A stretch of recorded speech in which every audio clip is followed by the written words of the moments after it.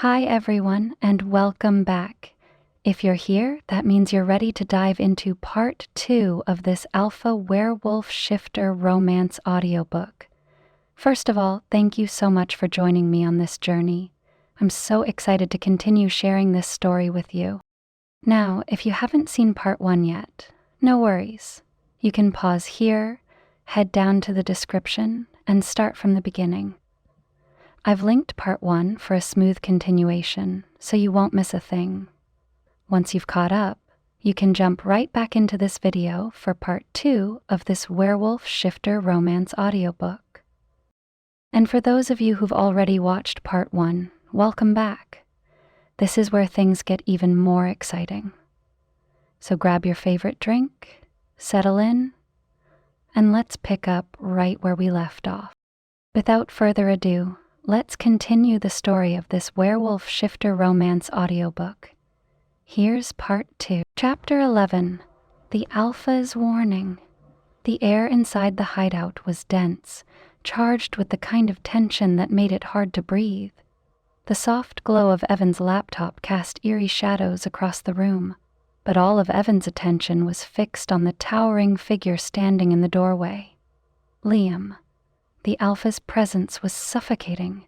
His stance was all wolf, rigid, dominant, simmering with the promise of a fight. "What are you doing, Aria?" His voice was low, calm, but threaded with steel. Aria didn't flinch.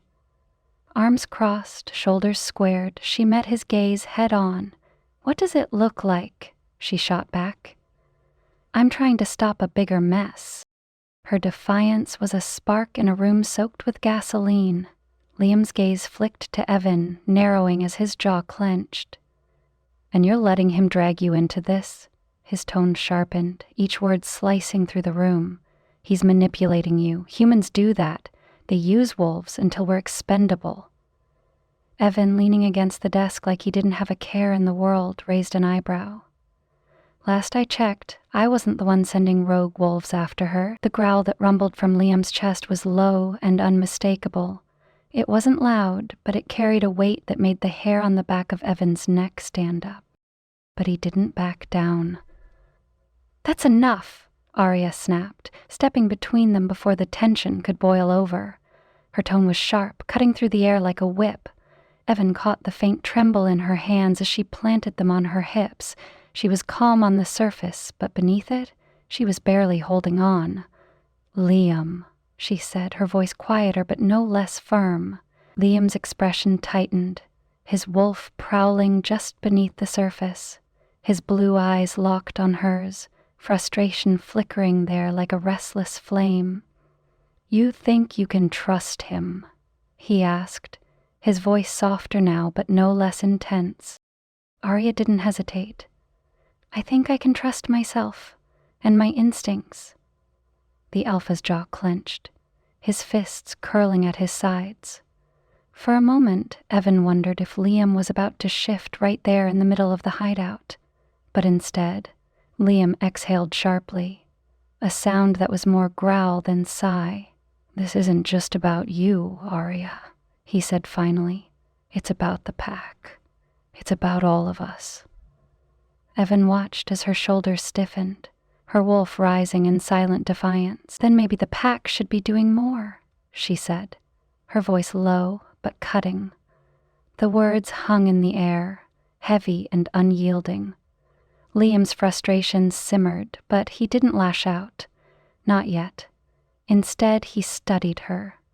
Really studied her. And what he saw there seemed to wound him more than any insult ever could.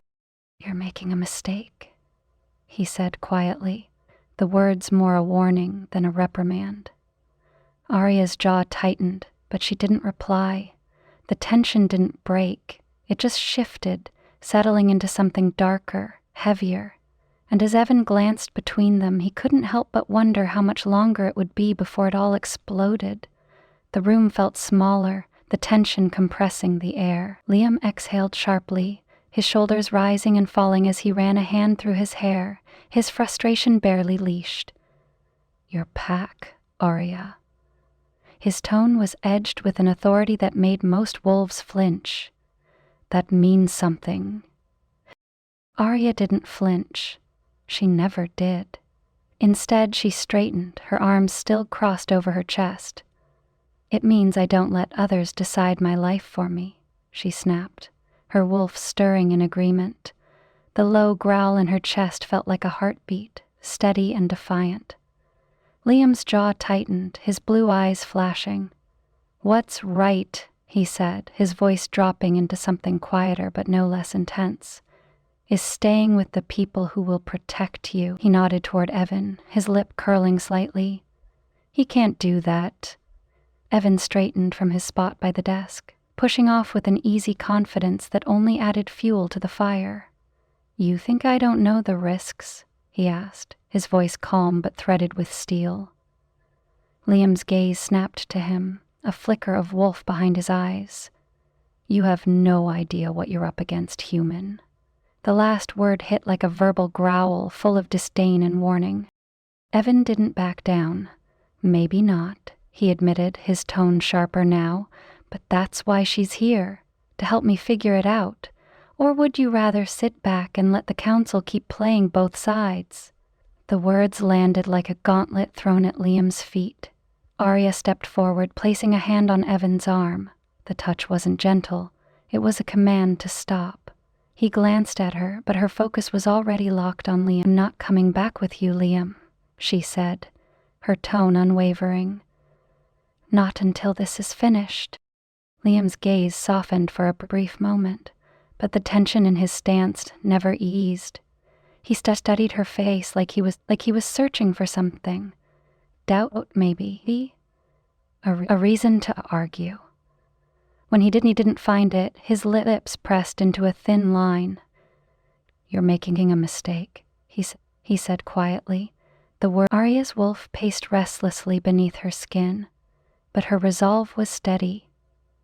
Evan stood beside her, his arms crossed, his defiance simmering just below the surface. And Liam looked like a man caught between the weight of duty and the ache of knowing he was losing something he couldn't hold on to. The room was a battlefield, still smoldering after the clash of wills, but the air shifted now. The anger and dominance that had crackled between them began to fade, leaving behind something heavier. Vulnerability. Liam stood rigid, the tension in his shoulders less aggressive, more resigned. He let out a sharp breath, the sound almost like defeat. "Almost." "You think you can trust him?" he asked, his voice quieter but still laced with a sharp edge. He gestured toward Evan without looking at him, his piercing gaze fixed on Aria. "After everything we've been through?" For the first time that night, Aria hesitated. Not because she doubted herself, but because she felt the weight of Liam's words, his frustration, his concern. They weren't just the posturing of an alpha. They were personal. "I trust myself, Liam," she said, her voice soft but steady. "And I trust my instincts." Her words hung in the air, firm but not defensive. They were a declaration, a truth she wouldn't let him challenge. Liam's expression darkened, not with anger, but with something deeper. His hands clenched at his sides as he took a small step closer. "And what if your instincts are wrong?" he pressed, his tone rough with concern. "What if you're betting everything on someone who can't protect you?" Aria straightened, meeting Liam's gaze with unwavering determination. "Then I'll deal with it," she said firmly. The words landed between them like a stone sinking into water, rippling out into the silence. "It's my choice, Liam," she continued, her tone quiet but fierce. "Not yours, not the pack's. Mine." Liam's jaw tightened, the tension in his body screaming against the inevitability of her words. For a moment it looked like he might argue again, but the fire in her eyes stopped him. Evan leaned against the desk, watching the scene unfold like a man caught in a storm he couldn't control. He'd been on the receiving end of Aria's strength before, but seeing her like this, standing her ground against her alpha, her pack, was something else entirely. Admiration stirred in him, unbidden but impossible to ignore. She wasn't just strong, she was relentless. She didn't just fight for herself, she fought for what she believed was right, no matter who stood in her way. And Liam? For all his posturing and power, even he couldn't shake her resolve. The tension shifted again, softer now but no less significant. Liam looked at her for a long moment, his wolf's frustration giving way to something almost mournful. Fine, he said finally, the word rough and reluctant. But don't expect me to sit back if this goes south. Evan caught the exchange, something warm flickering in his chest. It wasn't trust exactly, not yet, but it was a start. And right now, that was enough. The night air was sharp, filled with the earthy scent of damp concrete and oil from the nearby warehouses. Liam stood near his vehicle, his hand resting on the door frame, but his body was rigid, his wolf simmering beneath his skin. Aria followed him out, her arms crossed as if to ward off the chill, though the tension in her posture suggested it was more than the cold that unsettled her. Behind her, Evan lingered in the doorway of the hideout, his arms crossed, watching the alpha like a hawk.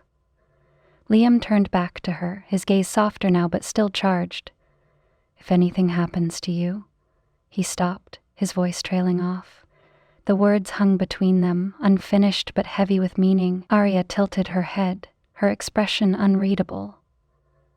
"I can handle myself," she said, her tone firm, though a faint note of gratitude softened the edges.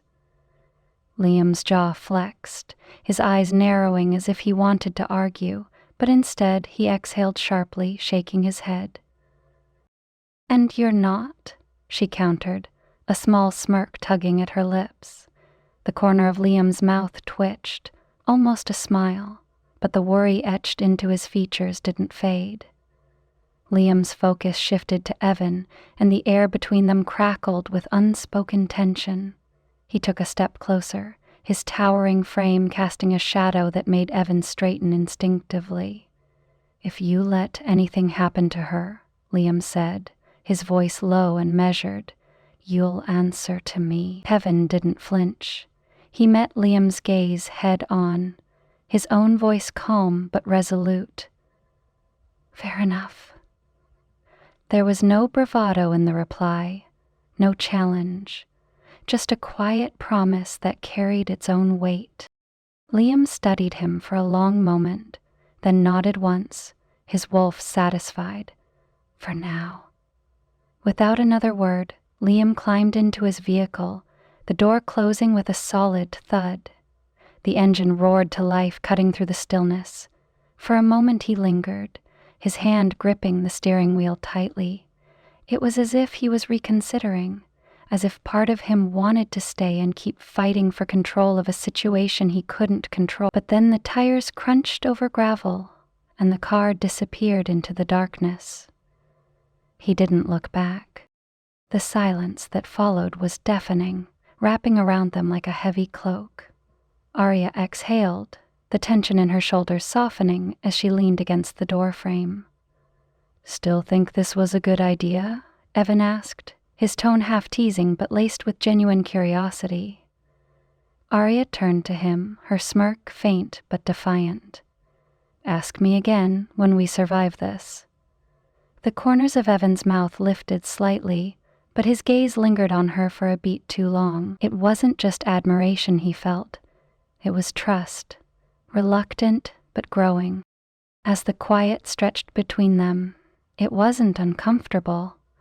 It was charged, weighted with unspoken truths and a sense of inevitability. They had crossed a line tonight, one that tied their fates together more tightly than either of them expected. And there was no going back. Chapter 12. Growing Closer.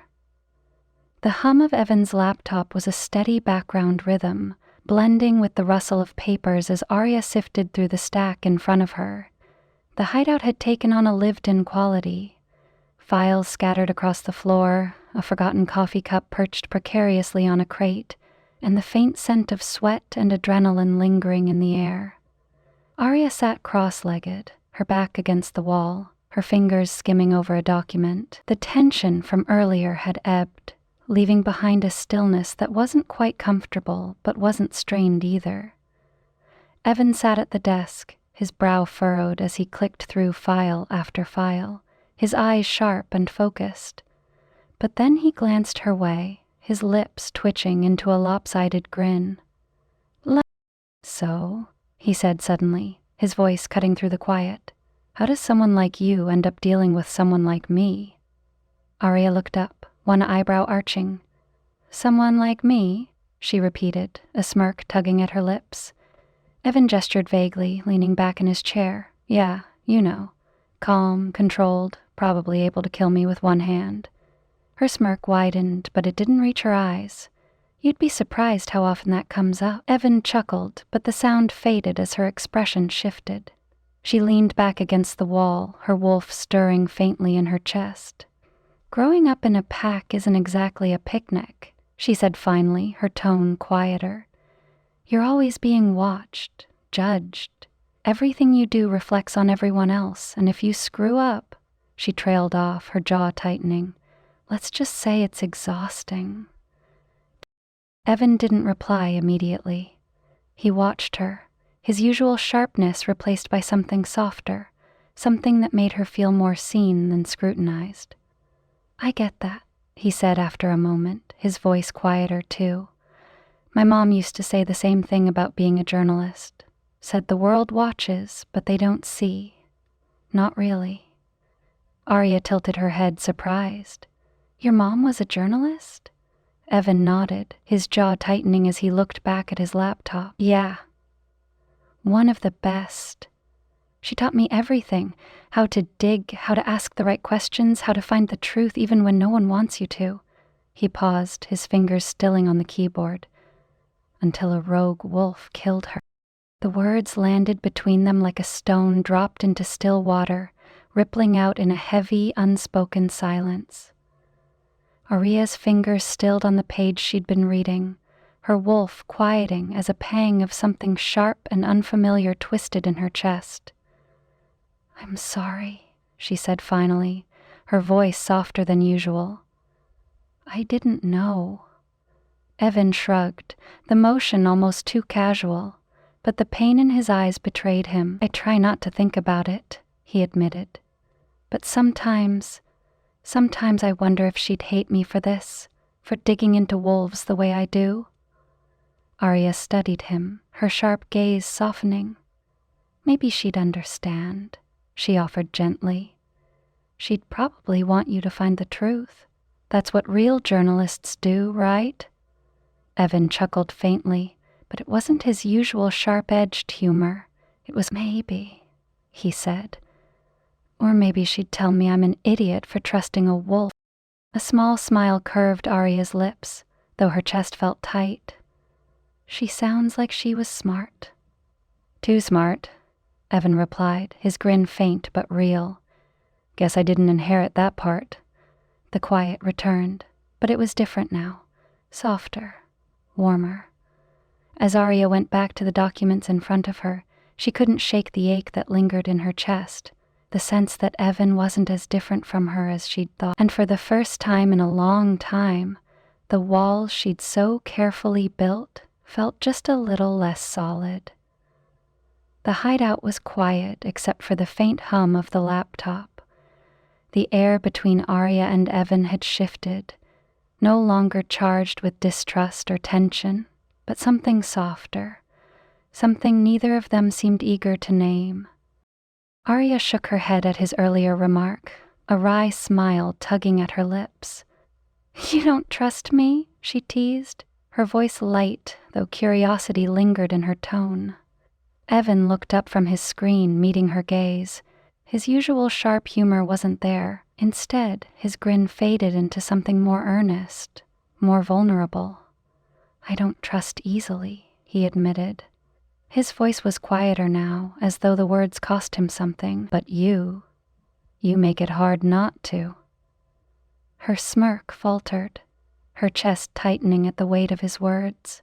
He wasn't playing with her, wasn't trying to deflect or charm his way out of honesty. He meant it, building the moment. The space between them felt impossibly small, even though neither of them had moved. The faint glow of the laptop reflected in Evan's eyes, and Aria's wolf, usually restless in his presence, was silent, watchful. Evan leaned in slightly, his movements slow and deliberate, as if giving her time to pull away. She didn't. Her pulse quickened, her senses sharpening as the distance between them narrowed. His hand brushed against hers, barely a touch, but enough to send a flicker of heat racing up her arm. "Aria?" he murmured, her name a soft sound that carried more weight than it should have. She tilted her head, her breath catching as her lips parted slightly. There was no hesitation, no second guessing, just the pull of something inevitable, something she couldn't bring herself to fight. The kiss. It was brief, barely 2 seconds, but it was enough. His lips were warm, tentative but sure, and the hunger beneath the touch surprised her as much as the way her body responded. A spark flared between them, sharp and electric, and for a moment everything else fell away. Aria's wolf stirred, not in protest but in recognition, as if the kiss was something it had been waiting for all along. Then, a sharp ding from Evan's laptop shattered the moment. Aria jerked back as though the sound had burned her, her heart hammering in her chest. The space between them felt too small now, too charged, and she took a step away, her pulse roaring in her ears. Evan cleared his throat, his gaze flickering to the screen. "Ah." He leaned toward the laptop, his voice rougher than usual. "That's not good." Aria swallowed hard, willing her wolf to settle as she forced herself to focus. "What is it?" she asked, her voice steadier than she felt. But the moment lingered, hanging between them like an unspoken question. Neither of them had the courage or the words to address it. Not yet. The laptop screen illuminated Evan's face, his features tight with concentration as he clicked on the email. The quiet hum of the hideout had shifted, the charged atmosphere from moments ago giving way to something heavier, foreboding. Aria lingered a few feet away, her arms crossed, her wolf pacing restlessly inside her. "What is it?" she asked, her voice low. Evan didn't answer right away. He hit play, the faint click echoing louder than it should have in the silence. The video filled the screen, and Aria's wolf froze. The image was stark. A council official seated at a desk, their expression carved from stone. The room behind them was clinical, sterile, with nothing to distract from the figure's cold authority. "Evan Cross," they began, their tone clipped, devoid of emotion. "You've been asking questions that don't concern you. This is your final warning. Cease your investigation, or the consequences will be severe." The video shifted abruptly. The sterile office gave way to something darker, a dimly lit room with a single chair at its center. A human man sat tied to it, his face pale and bloodied. Around him, wolves prowled, their growls low and menacing. The camera panned closer, capturing the terror etched into the man's features. Then, the screen went black. Aria's wolf bristled instantly, the growl rumbling in her chest so low it was barely audible. Her body went rigid, her instinct screaming danger. "They're escalating," she said, her voice tight and steady. Her sharp eyes stayed on the screen even though the video had ended. "This isn't just a warning, they're trying to scare you into stopping." Evan replayed the video, his jaw tightening as he watched it again. This time, his fists clenched so hard his knuckles turned white. "Well," he said finally, his voice clipped and rough. "It's working. I'm scared." Aria's head snapped toward him, her wolf growling again, this time in anger. But before she could respond, he met her gaze, his eyes sharp and unyielding. But I'm not stopping, he added firmly. The weight of his words landed hard, the defiance in his tone cutting through the tension like a blade. Aria's jaw tightened, her wolf retreating slightly, its growl subsiding into a low rumble. "They're not going to let this go," she said after a moment. "Neither am I," Evan replied. The space between them buzzed with a new kind of energy. Not fear, but determination. The council wasn't just threatening Evan anymore. They were challenging both of them, and Aria wasn't one to back down from a challenge. The hideout had settled into an uneasy silence, the council's threat lingering like smoke in the air. The dim glow of the laptop was the only light as Evan methodically shuffled through their files, his movements tense but deliberate. Across the room, Aria paced near the window, her wolf growling softly in the back of her mind.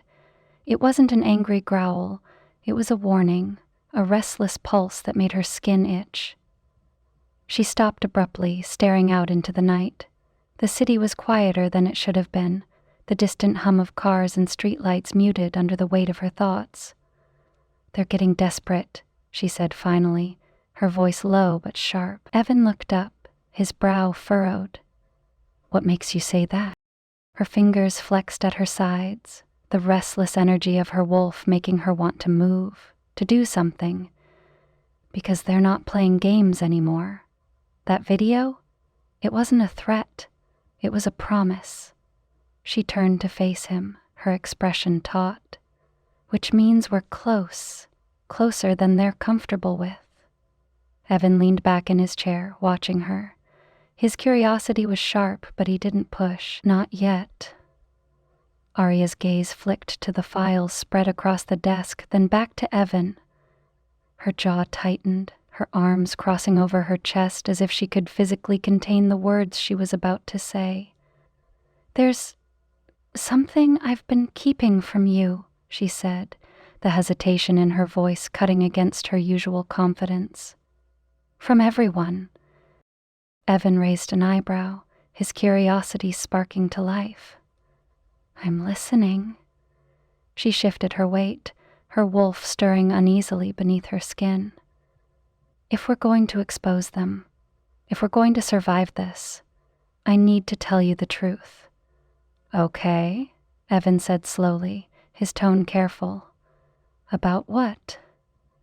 Aria's gaze locked on his, her green eyes intense and unflinching. "About what I can do." The weight of her words hung in the air, heavy and unyielding. Evan sat up straighter, his sharp focus narrowing on her. "What you can do," he repeated, his voice low. "You mean something more than kicking rogue ass and making me look bad?" Her lips twitched, a flicker of humor breaking through the tension, but it faded just as quickly. "You're not going to joke about this when I tell you," she said, her voice quiet but firm. Evan's expression shifted, the teasing melting into something more serious. He leaned forward, resting his elbows on his knees. "Then tell me." Aria inhaled deeply, the weight of her secret pressing against her chest. She'd kept this part of herself hidden for so long, too long. But if they were going to stand a chance against the council, if they were going to unravel this web of lies and survive, she knew it was time to reveal the truth. Her wolf growled softly, a mix of warning and encouragement. "It's time," she murmured, more to herself than to Evan, and then she began. The air between them was thick with tension, the kind that didn't just settle. It pressed, heavy and inescapable. Aria's words lingered, unspoken truths hanging like storm clouds on the verge of breaking. Evan stared at her, his sharp eyes narrowing with a mix of intrigue and something else. Apprehension, maybe, but not fear. Never fear. Aria's pulse quickened, her wolf pacing just beneath her skin. It wasn't fear driving her heart into a steady hammer, but something far more unsettling. What happens when he knows? She swallowed hard, forcing herself to meet his gaze. Because this wasn't just about trust. It was about the kind of truth that could upend everything. Between them. The silence stretched, filled with an unspoken anticipation that felt both electric and suffocating. Finally, Evan's voice broke through, low and steady, cutting through the tension like a blade. "Then tell me." The challenge in his tone was subtle, but it was there, a dare for her to let him in, to lay it all out. Aria's jaw tightened. She knew once the words left her lips, there would be no going back. And yet, that knowledge didn't stop her. Chapter 13. Hidden Truths. The room was still humming with the tension that had built between them, though now it felt different, softer, less like a storm about to break and more like the calm after it. Evan exhaled sharply, running a hand through his already tousled hair. The sharp edges of his intensity dulled, leaving something quieter in its place. "You're right," he said, his voice lower now, almost resigned. "It's not the same. But it doesn't mean you have to carry it alone." Aria's arms were still folded across her chest, but the defensiveness in her posture had eased. She tilted her head, watching him with a guarded curiosity that made her wolf settle. "Why do you care so much?" The corner of his mouth lifted in a faint smirk, but the teasing edge wasn't there this time. "Because I'm annoyingly persistent," he said, his tone light but undercut with sincerity. His eyes held hers, unflinching. "And because I think you're worth it." Her breath hitched slightly at the honesty in his voice. She tried to smother the reaction with a scoff, but it came out shaky. "You're impossible," she muttered, shaking her head, but there was no bite in her words, no attempt to push him away. "Maybe." Evan took a step closer, his movements deliberate but unhurried, as if giving her time to move, to stop him. She didn't. "But I'm not going anywhere." His hand lifted slowly, brushing a loose strand of hair from her face. The touch was light, barely there, but it sent a jolt through her all the same. His fingers lingered near her temple, the warmth of his skin radiating through the small gap between them. Her wolf didn't stir, didn't push against her control. It was quiet, almost approving, as if it knew something she didn't. Aria didn't pull away, couldn't. The moment stretched, the air between them thick with something unspoken but undeniable. She felt herself leaning into his touch, just slightly, the weight in her chest lifting as she did. Then reality nudged at the edge of her thoughts, pulling her back from the precipice. She stepped away, her pulse thrumming in her ears. Evan didn't follow, didn't push. He just watched her, his expression unreadable but not impatient. Her heart was racing, though she tried to steady her voice as she spoke. "You're relentless, you know that?" A faint grin tugged at his lips, but there was something softer behind it now. "That's the nicest thing you've said to me all day." Despite herself, Aria felt the corners of her own mouth twitch upward. Just a little.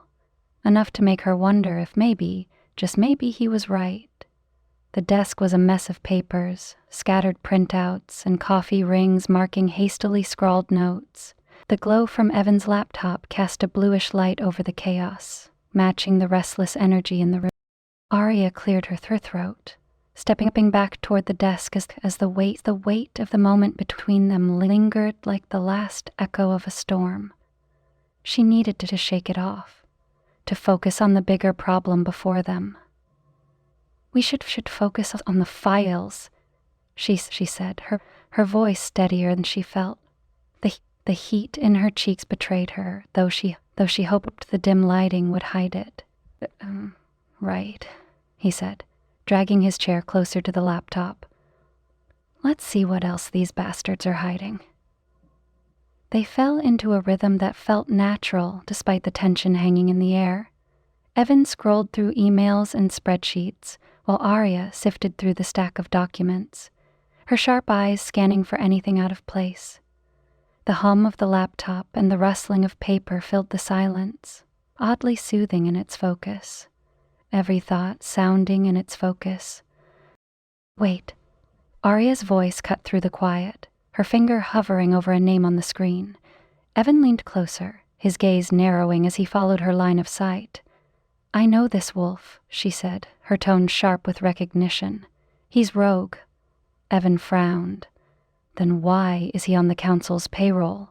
He clicked on the name, pulling up a series of transactions that made her stomach twist. Large sums of money, funneled through obscure accounts, all leading back to this rogue and several others. Aria's wolf stirred uneasily, a low growl vibrating through her chest. They're using them, she muttered, her hands clenching into fists. The council is paying rogues to create chaos. Evan's jaw tightened as he scrolled further, pulling up more files. The same pattern repeated. Rogues tied to attacks, all linked to payouts from council-controlled accounts. The evidence was damning. They're funding the rogues, Evan said, his voice low but laced with anger. It's all connected. Every attack, every incident, it's them pulling the strings. Aria stared at the screen, her sharp instincts piecing the puzzle together faster than she wanted to admit. Her wolf growled again, this time louder, the sound echoing in her chest. This isn't just corruption, she said, her voice cold. It's war. Evan leaned back in his chair, his eyes hard as they met hers. Then we expose them, he said simply. We take them down. Her pulse quickened, not just from the danger of what they were uncovering, but from the determination in his voice. There was no hesitation, no doubt, just resolve. She nodded, her wolf settling as if it agreed. Together, she said, the word carrying more weight than she expected. Evan's gaze lingered on her for a moment before he turned back to the screen, the tension between them shifting into something sharper. Something unspoken but understood. This wasn't just about survival anymore. It was about justice. And neither of them was backing down. The air in the hideout had changed again, thick with the weight of what they'd uncovered. The files scattered across the desk seemed to mock them, the damning evidence sitting there, unmovable, while the world outside carried on, blissfully unaware. Aria stood with her arms crossed, her body tense as she stared at the papers. Her wolf growled softly, low and steady, a sound that resonated in her chest. This is bigger than I thought, she said finally, her voice quiet but resolute. Evan glanced up from where he sat, his expression unreadable. His sharp eyes tracked her movements as she paced, her frustration barely contained. And your ability? He asked, his tone careful but probing. How does that fit into this? She stopped pacing, turning to face him fully. For a moment she didn't answer, the question settling over her like a weight she wasn't sure she could bear. I don't know yet, she admitted, her voice edged with uncertainty, but if we're going to take them down, it might be the only thing that can tip the scales. Evan leaned back in his chair, his jaw tightening as he processed her words. Then he nodded, his gaze steady. Then we use it, whatever it takes. The simplicity of his response caught her off guard, and something in her chest tightened. He didn't doubt her, didn't hesitate, he just believed. She swallowed hard, the weight of his trust settling over her like a mantle she wasn't sure she deserved. You're all in on this, aren't you? She asked, her voice softer now, almost disbelieving. His lips quirked into a faint smirk, his confidence both infuriating and grounding. You have no idea. Aria's gaze lingered on him, studying the lines of his face, the sharpness of his focus, and the unwavering resolve that burned in his eyes. He wasn't just doing this for the story. He wasn't doing it for glory or revenge. He was doing it because it was the right thing to do. And for the first time, she let herself believe, just for a moment, that maybe, just maybe, she didn't have to carry this alone.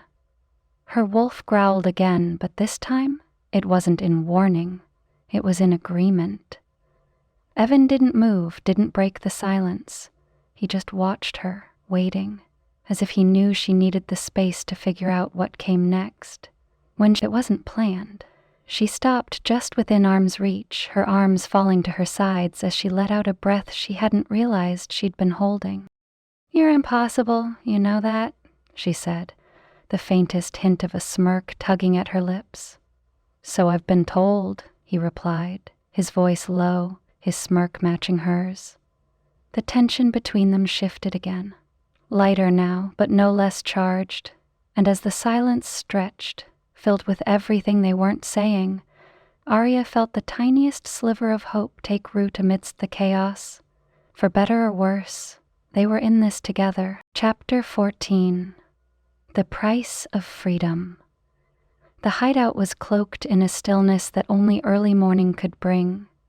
The air was cool, the faint hum of the laptop the only sound as Evan sat, scrolling through files with tired eyes. The world outside felt far away, but not for long.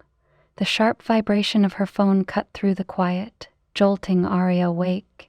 Her wolf stirred immediately, a low growl rumbling in her chest as she grabbed the device from the bedside table. The screen lit up with a single message.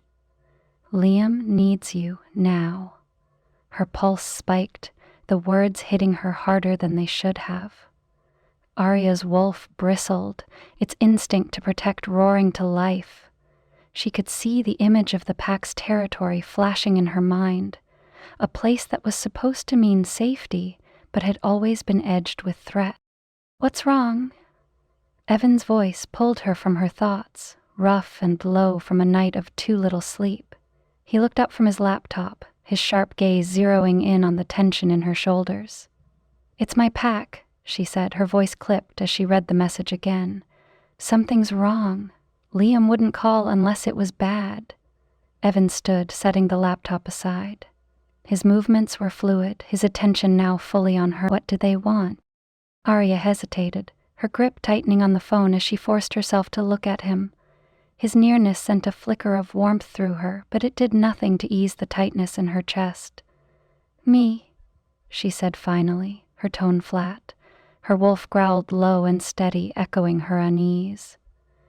"And anyone who gets in their way." Evan's jaw tightened, and for a moment he didn't say anything. Then he stepped closer, his presence grounding. "You're not going alone." Her eyes snapped to his, a mix of disbelief and something softer flashing across her face. "Evan." "No," he interrupted, his voice firm. "I'm not letting you walk into whatever this is without backup." The determination in his tone struck a chord, her wolf pausing as if to weigh his words. "I can handle it," she said, though the words felt hollow even to her. "I know you can," he replied, softer now. "But you don't have to." His words hung in the air, the quiet tension between them shifting, wrapping around them like a thread that neither of them could break. Aria inhaled deeply, the instinct to argue warring with the unfamiliar pull of trust. "We'll need to leave soon," she said finally, her voice steadier than she felt. Evan nodded, his gaze steady, unwavering. "Then let's get ready." She didn't respond. Couldn't. Instead, she turned away, her wolf settling reluctantly as she moved to gather her things. But even as she prepared for the fight ahead, Evan's words lingered, a warmth in the back of her mind that refused to fade. For the first time, the idea of not being alone didn't feel like a weakness. It felt like strength. The dim light of dawn filtered through the cracked blinds, streaks of gold cutting across the battered furniture and scattered papers in the hideout. The world outside was waking, but inside, tension thickened the air. Aria grabbed her jacket from the back of a chair, her movements quick, deliberate. The sharp sound of fabric rustling filled the silence as she slipped it on, her mind already in motion. Her wolf snapped beneath her skin, restless and ready. Before she could take another step, Evan was there, blocking the door. His stance was firm, his expression calm but unyielding. "You can't just walk into a trap, Aria," her wolf growled, her frustration boiling over. She narrowed her eyes at him, her voice cutting like a blade. "My pack is my responsibility. I won't let them suffer because of me." "And I won't let you get yourself killed," he countered, his voice sharper now, a spark of heat flaring in his gaze as he stepped closer. The air between them shifted, crackling with unspoken tension. Her wolf stilled for just a moment, caught off guard by his proximity.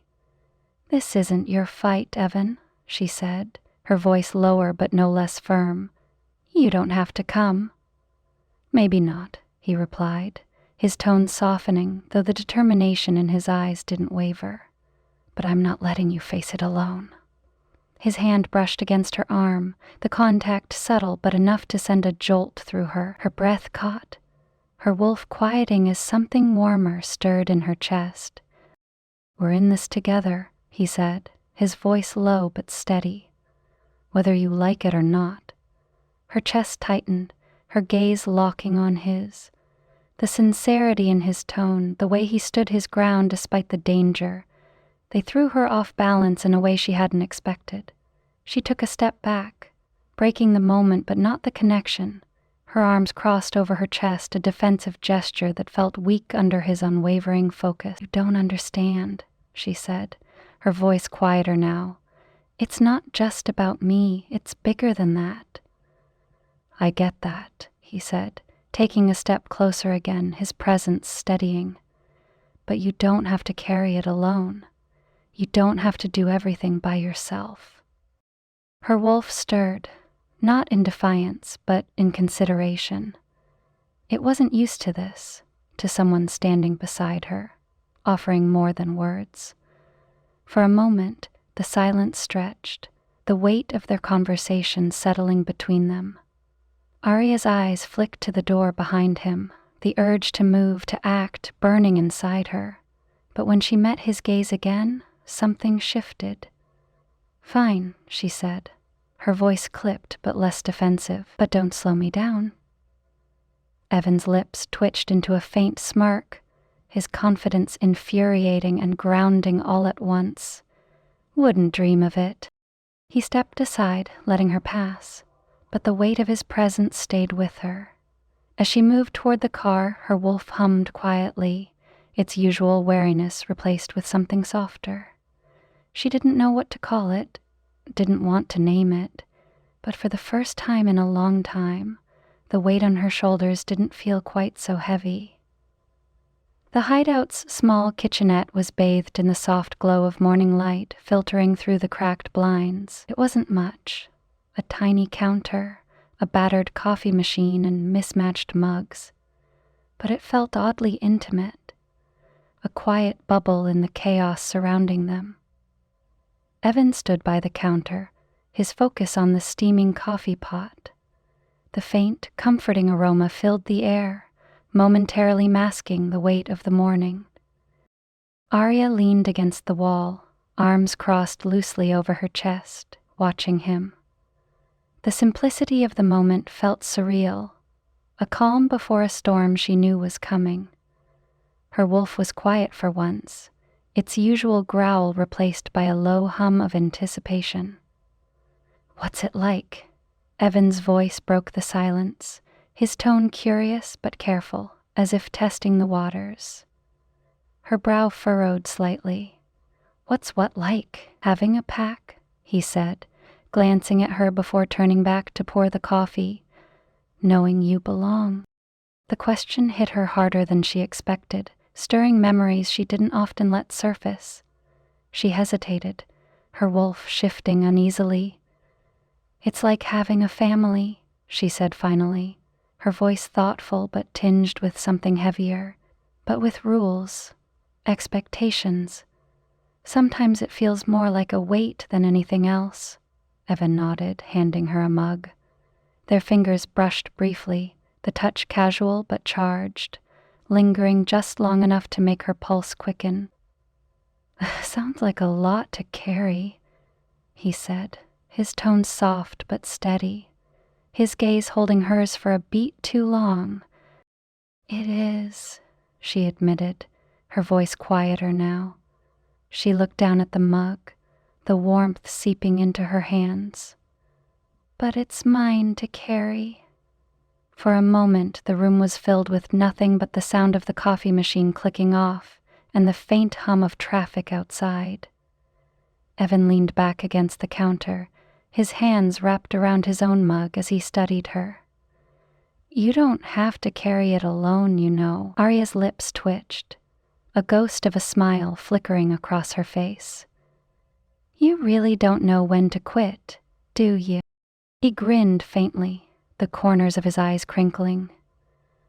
"Not when it comes to you." The words hung in the air, warm and unexpected, wrapping around her like a second skin. Her wolf stirred again, not in protest but in something softer, something she wasn't sure she was ready to name. "Drink your coffee, Cross," she said, her voice edged with teasing but lacking its usual bite. He chuckled, the sound low and easy, and for a fleeting moment the tension between them felt lighter, almost bearable.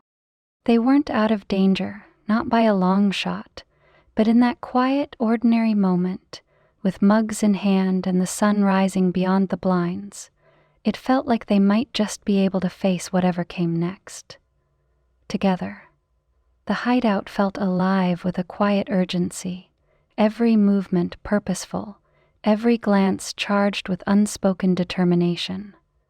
Aria moved around the room with practiced efficiency, checking her fingers brushed over the edge of a knife holstered at her hip, its familiar weight grounding her. Evan stood beside her, going through a small collection of supplies. Their movements were synchronized, no words needed. Trust had become an unspoken language between them, growing with every shared danger, every look that lingered just a little too long. "You don't have to come," Aria said, breaking the silence as she adjusted the strap of her bag. Her tone was firm, but the flicker of uncertainty in her eyes betrayed her. Evan smirked, glancing at her as he zipped up his bag. "Try and stop me." Her lips twitched, almost forming a smile, but she turned away before he could catch it. The knife at her side caught her attention, and she checked its placement, her hands moving with precision. She felt him step closer before she saw him, his presence unmistakable even in the quiet. "If this goes south..." Evan's voice was steady, but there was an edge to it, a vulnerability that caught her off guard. "It won't," she interrupted, her tone sharper than she intended. She didn't look at him, focusing instead on the blade in her hand. His hand rested lightly on her shoulder, the warmth of his touch sending a shiver down her spine. "I mean it," he said softly, his voice lowering. "Be careful." The air between them thickened, charged with something neither of them dared to name. His hand slid down her arm, his fingers brushing her skin with a deliberate gentleness that made her pulse race. She turned to face him, their gazes locking, and the world outside seemed to fall away. The danger, the chaos, the uncertainty, all of it faded in that moment. Evan's gaze dropped to her lips, and her breath caught. The pull between them was magnetic, inevitable, and for a heartbeat, neither of them moved. But then Aria stepped back, her wolf growling faintly in her chest, not in warning but in frustration. "We don't have time for this," she muttered, though her voice lacked conviction. Evan's lips twitched, but he didn't push. "Right," he said, his tone light but his gaze lingering. "Let's save the world first." She snorted softly, shaking her head as she turned back to the table. But the tension remained, humming just beneath the surface, refusing to be ignored. The car ride to her pack's territory was silent, the hum of the engine the only sound as they sped down the empty road. The weight of what lay ahead pressed heavily on them both, but neither spoke, the tension between them stretching taut. Aria stared out the window, her mind racing. Every mile closer to the pack felt like a countdown she couldn't stop.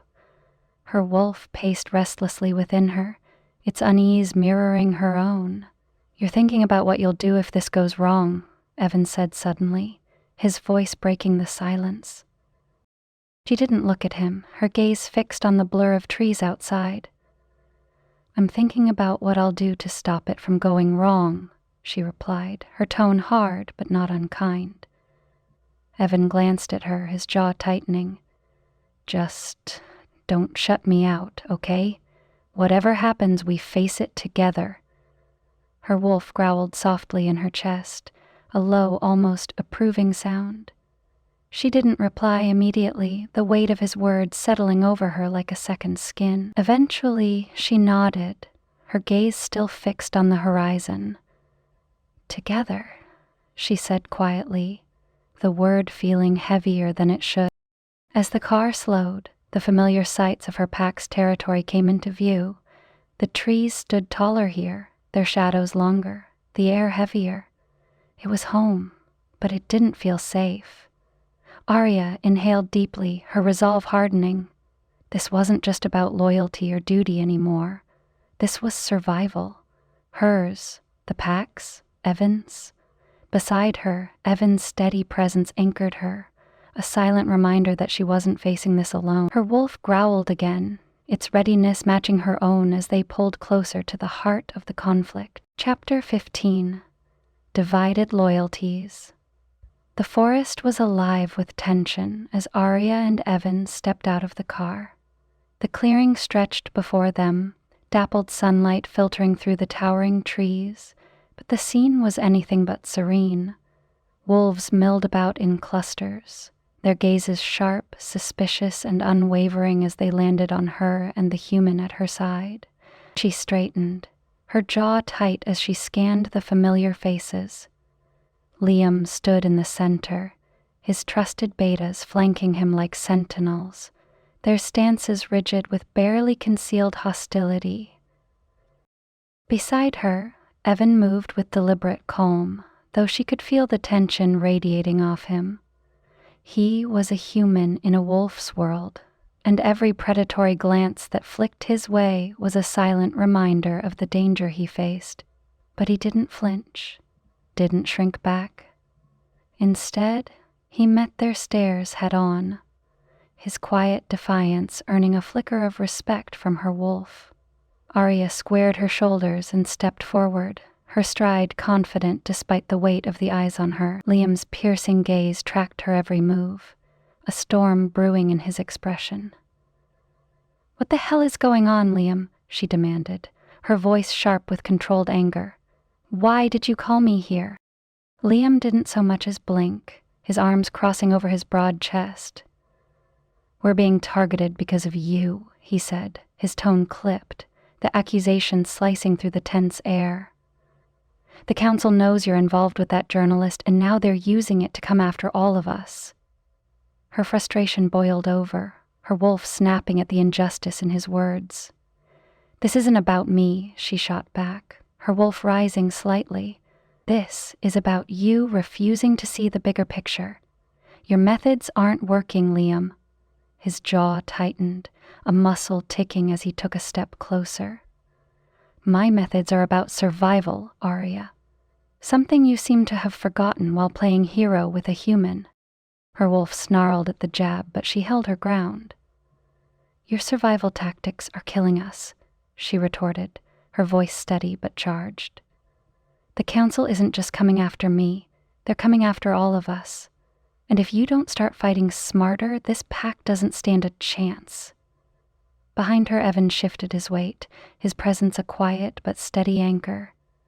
She didn't need to look at him to know he was ready to step in, if the tension turned into something more volatile. Liam's gaze flicked to Evan, his expression hardening further. "And you think he's the answer? A journalist who's just here for a story?" Aria's wolf bristled at the insult, her patience wearing thin. "He's here because he wants to help," she said firmly.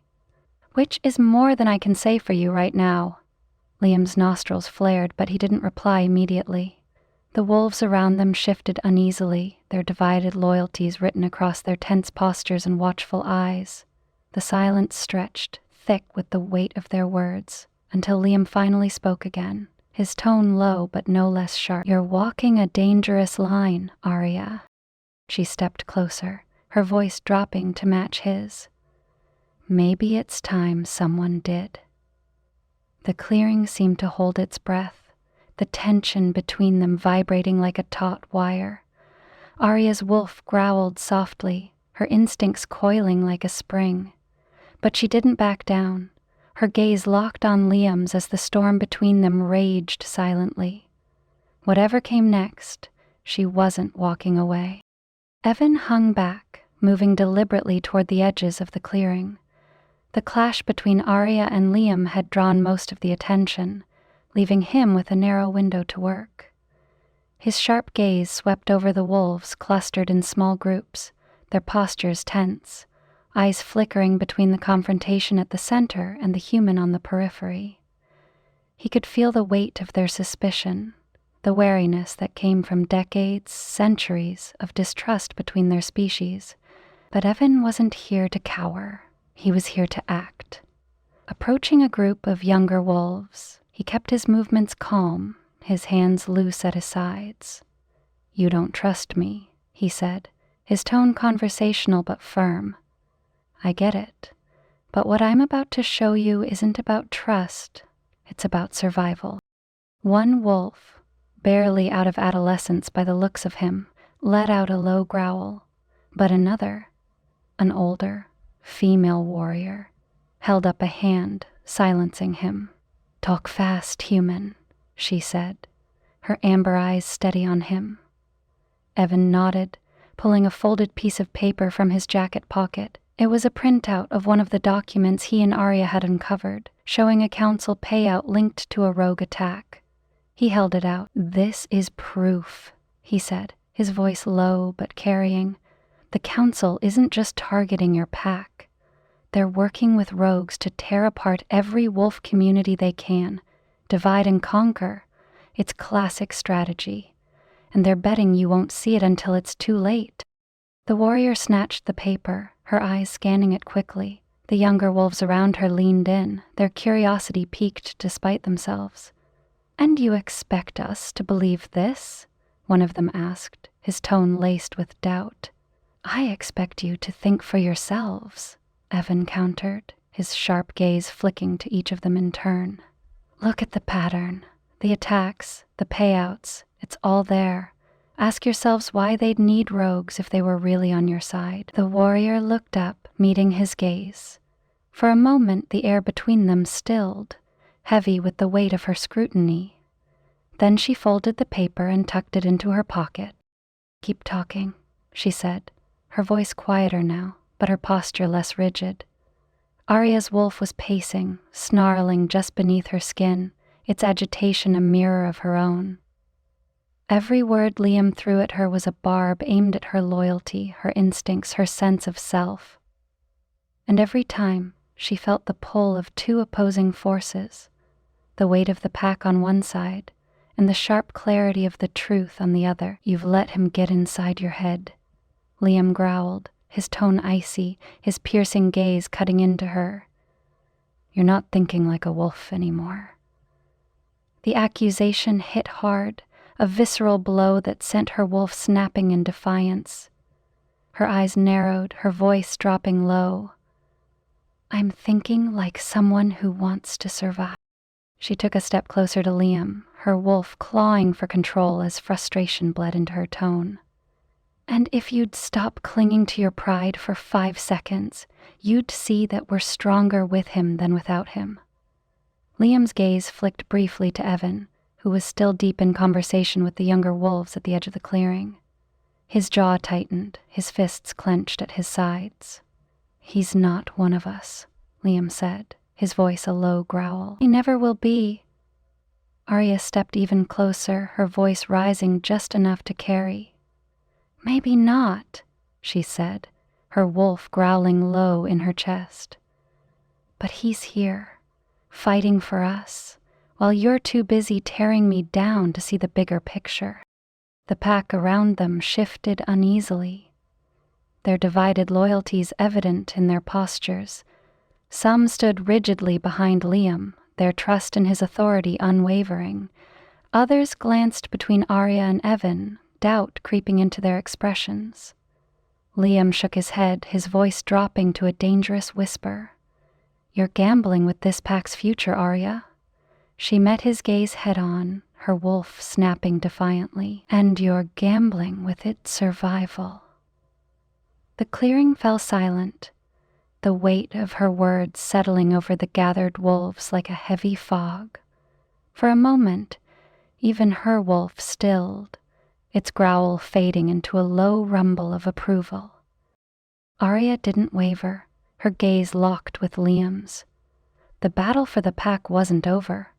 Not yet. But the cracks in his authority were starting to show, and for the first time, she felt the tide beginning to turn. The mood in the clearing was shifting, the tension no less palpable, but beginning to fracture. Evan's voice carried quietly through the clusters of wolves, his measured tone drawing cautious ears. A young wolf, a teenager, barely into adulthood, stepped forward, his eyes wide but determined. "Let me see that," he said, nodding toward the papers in Evan's hand. His voice wavered slightly, but his bravery was unmistakable. Evan handed over the printout without hesitation, his sharp gaze flicking toward the growing crowd. "Take a good look," he said, his voice steady. "The council's using rogues to tear packs apart. Yours isn't the first, and it won't be the last unless someone stops them." The teenager's brow furrowed as he read, his wolf simmering just beneath the surface. "She's right," the female warrior from earlier said, her voice carrying weight as she stepped closer. Her presence commanded attention, her stance solid as she gestured toward Aria. "If the council's working with rogues, we need proof. And a plan. Fighting without knowing what we're up against is suicide." Murmurs rippled through the pack, uncertainty warring with the instinct to follow Liam. The warrior's words cut through their doubt like a blade, slicing into the cracks forming in Liam's authority. Liam stood rigid at the center, his expression darkening as his wolves hesitated. His wolf bristled, the frustration rolling off him in waves. But he didn't speak. Aria's wolf stirred, sensing the shift in momentum. She glanced toward Evan, their eyes meeting briefly. His small nod felt like an anchor, grounding her amidst the storm brewing in the clearing. The beta's voice cut through the growing dissent, sharp and commanding. "This is madness," he said, stepping forward to stand at Liam's side. His eyes narrowed on Aria, then flicked to Evan with open disdain. "You're endangering the pack, Aria. Bringing a human into our territory, exposing us to the council's wrath. It's treason." Aria's wolf snarled, a deep, guttural sound that silenced the murmurs around them. Her instincts flared, sharp and unyielding, as she stepped forward. "Treason," she repeated, her tone cold. "You're deflecting, Kane. What are you hiding?" The beta faltered for a split second, his posture stiffening, but he quickly recovered. "I've been loyal to this pack since the day I was born," he snapped. "Can you say the same, Aria? You've been gallivanting around with a journalist while the rest of us—" "Loyal?" Evan interrupted, his voice cutting through the beta's tirade like a blade. He stepped closer, holding up another sheet of paper, his eyes burning with quiet anger. "Is this what loyalty looks like?" The clearing went silent as all eyes turned to him.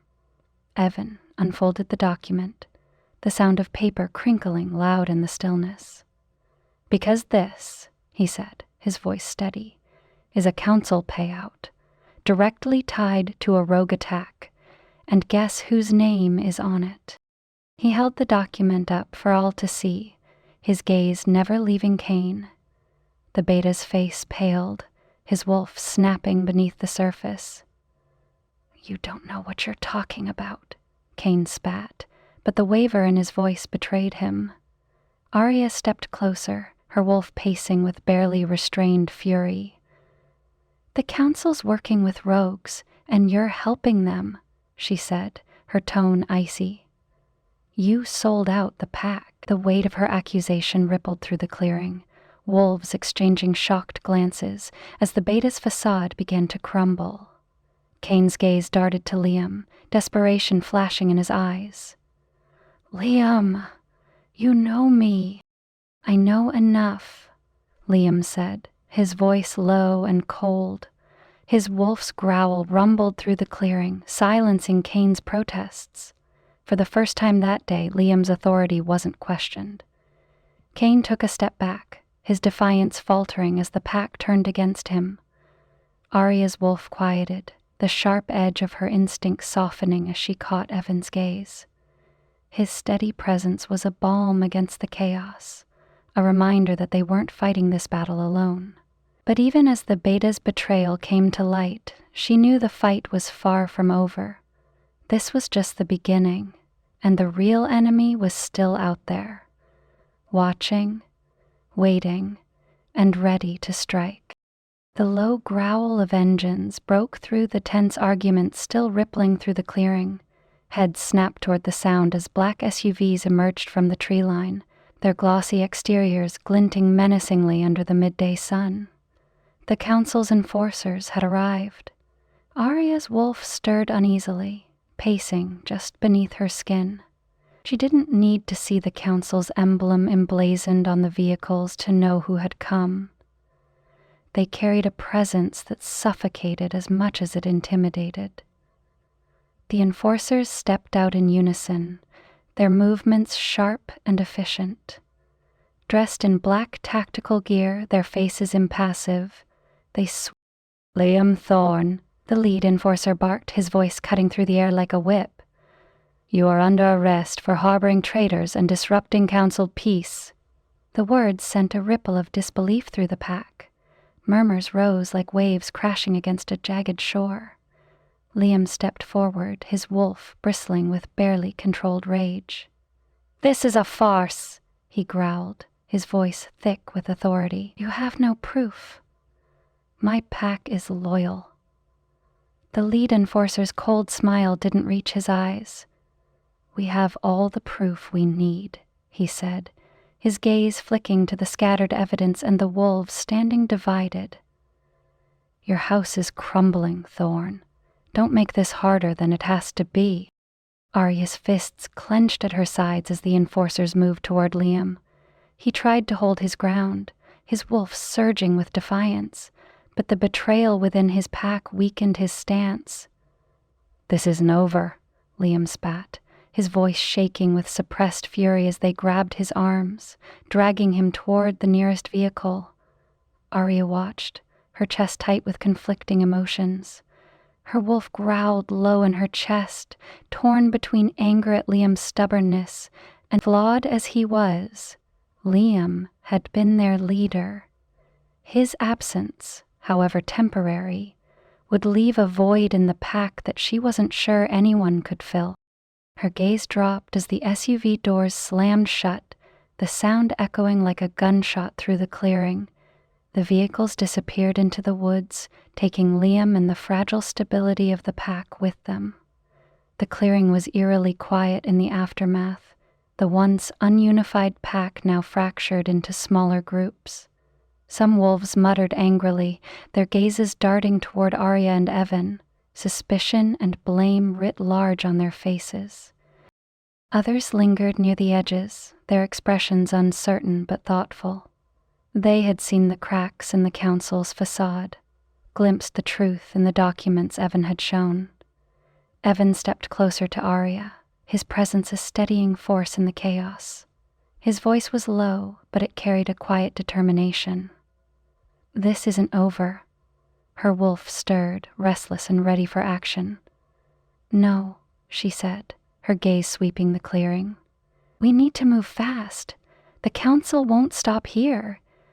Aria could feel the weight of the pack's fractured loyalty pressing down on her, heavy and unrelenting. Some looked to her with newfound trust, others with resentment that burned like a brand. But beside her, Evan was steady, a silent reminder that she wasn't fighting this battle alone. His presence was an anchor, pulling her focus back to the mission ahead. She glanced at him, her resolve hardening. They had unearthed the council's corruption, but exposing it would cost them more than they'd anticipated. As she looked around the clearing, at the wolves still caught between doubt and loyalty, she knew one thing for certain. The fight for freedom would come at a price, and it was only just beginning. Chapter 16. A moment of vulnerability. The quiet of the forest stretched between them like a taut wire, humming with unspoken tension. Aria's boots crushed the damp undergrowth as she moved forward, her body taut with restless energy. Her wolf prowled beneath the surface, every nerve alight with frustration. Behind her, Evan's footsteps crunched against fallen leaves. He wasn't exactly stealthy, but his presence was steady. A strange comfort she didn't want to admit.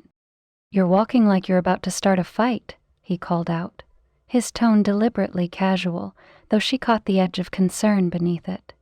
Aria stopped so abruptly that Evan nearly bumped into her. She turned on him, her eyes flashing. "Maybe I am." Evan blinked, holding up his hands. "All right," duly noted. His tone held a hint of humor, but his gaze was sharp, studying her closely. She exhaled, the tension in her shoulders easing just slightly. "I needed space," she said, her voice quieter. "Everything feels too close. The pack, the council, this." She gestured vaguely between them, the movement as sharp as her words. Evan shifted his weight, taking a small step closer. He didn't touch her, but his presence pressed against the boundary she'd been trying to maintain. "If you think space will fix it, I won't stop you," he said, his voice low. "But I don't think that's what you really want." Her jaw tightened, her wolf snapping faintly at his words, not in anger but in something closer to warning. Ah. The silence between them thickened, the forest suddenly feeling too vast and too small all at once. Aria's wolf paced, unsettled by the closeness of him, the way his words seemed to slice through her defenses. "You don't know what you're talking about," she said, though the words lacked their usual bite. Evan tilted his head, his gaze unwavering. "Maybe not. But I know you don't run just to clear your head." She let out a bitter laugh, the sound harsh in the stillness. "What makes you such an expert on me, huh?" He shrugged, his expression softening but not losing its edge. "I don't have to be an expert. I just pay attention. And right now, you look like someone who's running because stopping feels like too much." The truth of his words hit her like a blow. She turned away, the weight of his gaze too much to bear. Evan's footsteps were quieter now, as though he was giving her space even as he stayed close enough to remind her he wasn't leaving. "You know what I think?" he said after a long pause, his tone lighter but no less sincere. "I think you're afraid of what happens if you let someone in. Not just me. Her back stiffened, her wolf growling softly. She spun to face him again, her expression hard. "You think I haven't let people in? That I don't know what loyalty or trust feels like?" "That's not what I said," he countered, his voice calm but firm. "But loyalty and trust don't mean you let people see you. Not really." The words hung in the air, cutting through her defenses like a blade. For a moment, all she could do was stare at him, her wolf falling unnervingly quiet. "You think you've got me all figured out?" she said finally, her tone more weary than angry. Evan took another step closer, his gaze steady. "Not even close, but I want to." The quiet that followed was different this time. Not suffocating, but heavy with something unsaid. "I'm not sure I know how to let anyone in," she admitted, her voice barely above a whisper. Evan didn't respond right away. When he did, his voice was soft, threaded with something that felt a lot like hope. "Maybe you don't have to know how.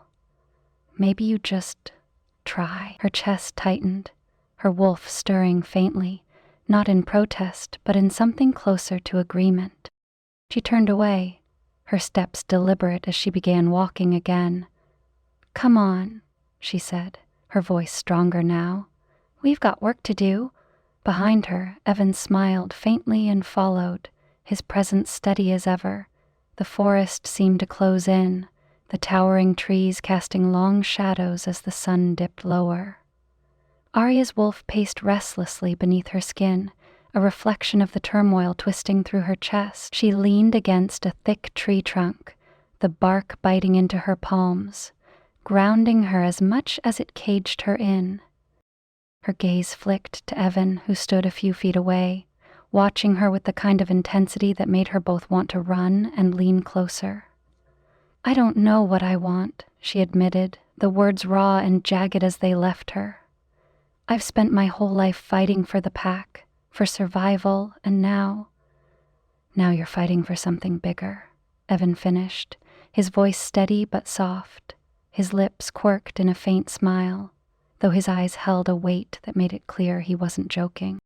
She shook her head, a bitter laugh escaping her.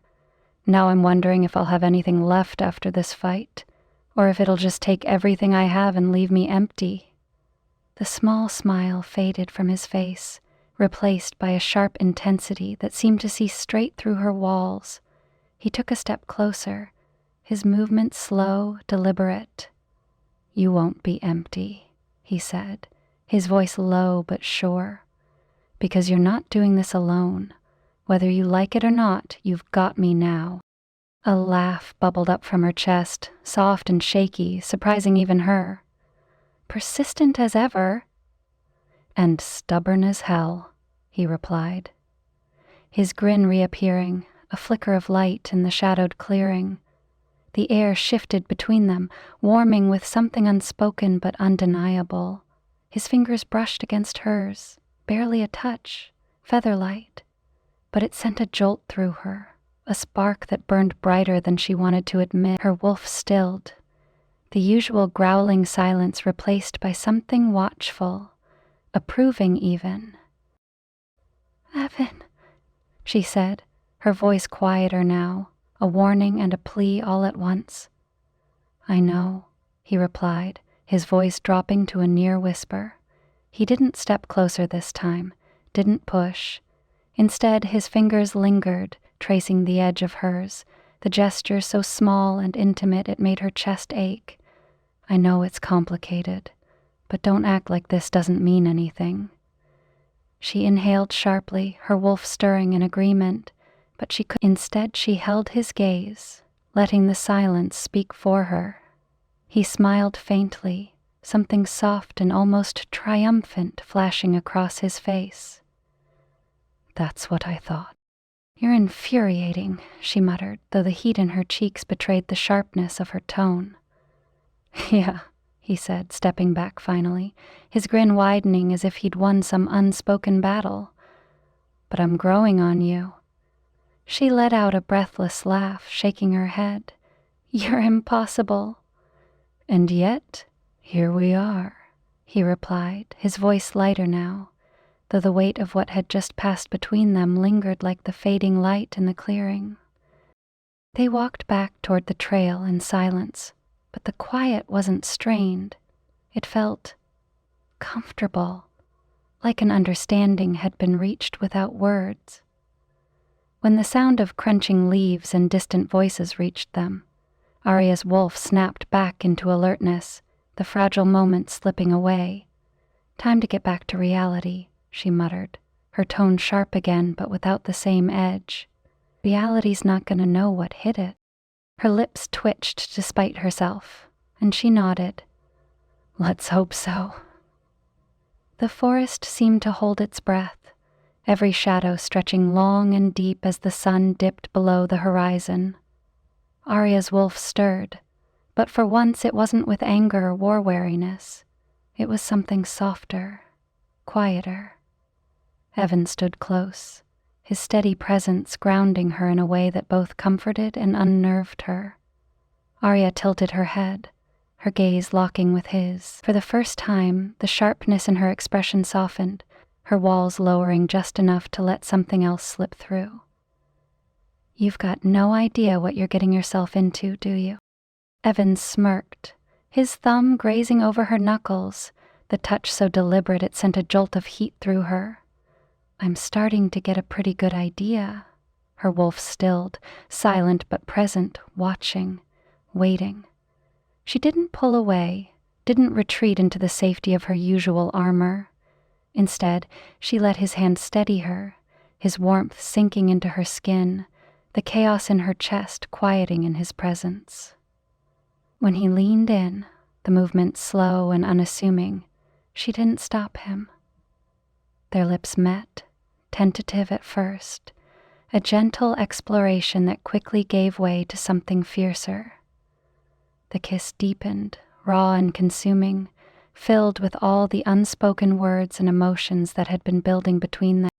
His hand slid to her waist, anchoring her as the rest of the world slipped away. Her fingers curled into the fabric of his shirt, holding on as if letting go would pull her back into the weight of reality. When they finally broke apart, their breaths mingling in the cool evening air, Aria's pulse was racing, her wolf humming with approval. "You're not what I expected," she said, her voice steady despite the storm of emotion swirling inside her. Evan grinned, his thumb brushing her cheek, a gesture so tender it made her chest ache. "Good, keeps things interesting." Her lips quirked into a faint smile, but before she could respond, a sound shattered the fragile stillness. The crunch of leaves snapped Aria's wolf into alertness, a low growl rumbling in her chest as she spun toward the noise. A young packmate stumbled into the clearing, their chest heaving as they tried to catch their breath. "Aria!" they gasped, doubling over, their wide eyes flicking between her and Evan. "What is it?" Aria asked, her voice sharp and commanding. "The council." The wolf swallowed hard, their fear palpable. "They've put a bounty on you." Her stomach dropped, though she forced herself to remain outwardly calm. "What are you talking about?" "They know about your ability," the packmate continued, the words tumbling out in a rush. "They've sent word to every rogue in the region. You're their new target." Evan swore under his breath, his hand instinctively brushing her back in a gesture of silent support. The warmth of his touch did little to ease the cold weight settling over her. "How long do we have?" she demanded, her voice cutting through the tension like a blade. "Not long," the wolf admitted, their voice trembling. "They'll come for you soon." Aria's wolf growled low, the sound vibrating through her chest as her instincts roared to life. Fight or flight, survival or surrender. Beside her, Evan's voice was steady, though his jaw was tight. "Then we need to move, now." Aria nodded, her resolve hardening. "We're not going to run forever," she said, her tone icy with determination. "If they want to hunt me, let them. But I'm not going down without a fight." Evan's gaze met hers, a flicker of admiration in his eyes. "Good," he said simply, "because I'm not going anywhere." The forest seemed darker now, the weight of the news pressing down on them both. But even as the danger loomed, the spark between them remained, a quiet reminder that they weren't fighting alone. The silence that followed the young wolf's frantic warning felt heavier than the gathering shadows around them. The air was thick with the weight of everything unsaid, every decision that could no longer be postponed. Aria stood still, her eyes scanning the forest as if the threat might emerge from the trees at any moment. Her wolf paced restlessly inside her, a low growl vibrating in her chest.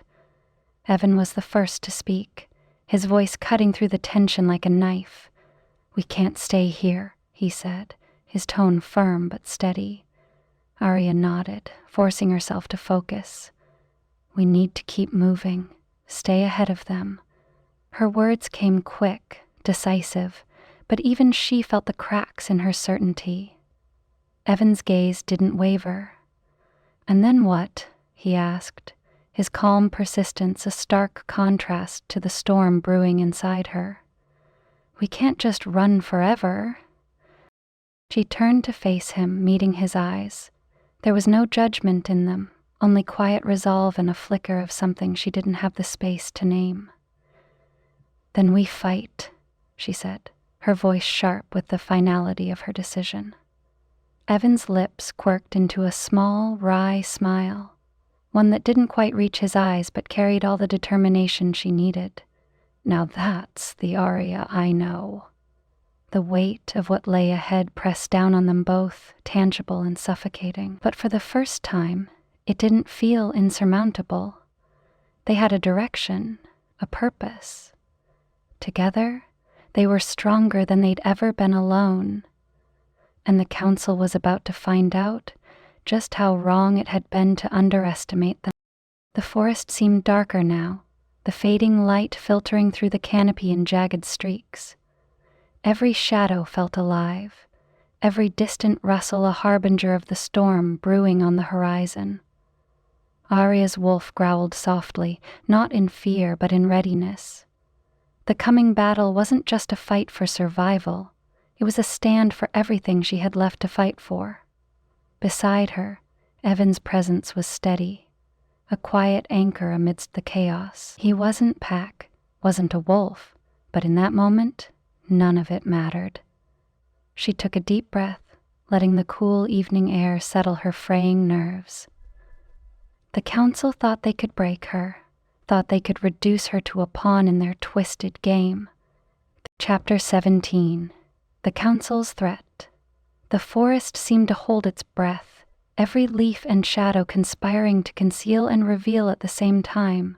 Aria's senses flared, her wolf snapping to attention as a distant rustle reached her ears. It wasn't the natural sound of animals or the gentle swaying of trees in the wind. It was deliberate, measured. Footsteps. Her blood ran cold. "They're here," she whispered, her voice tight but clear. Evan stilled beside her, his sharp eyes scanning the dense thicket around them. "How close?" he asked, his tone steady despite the tension. Aria tilted her head, her wolf's instincts sharpening her hearing.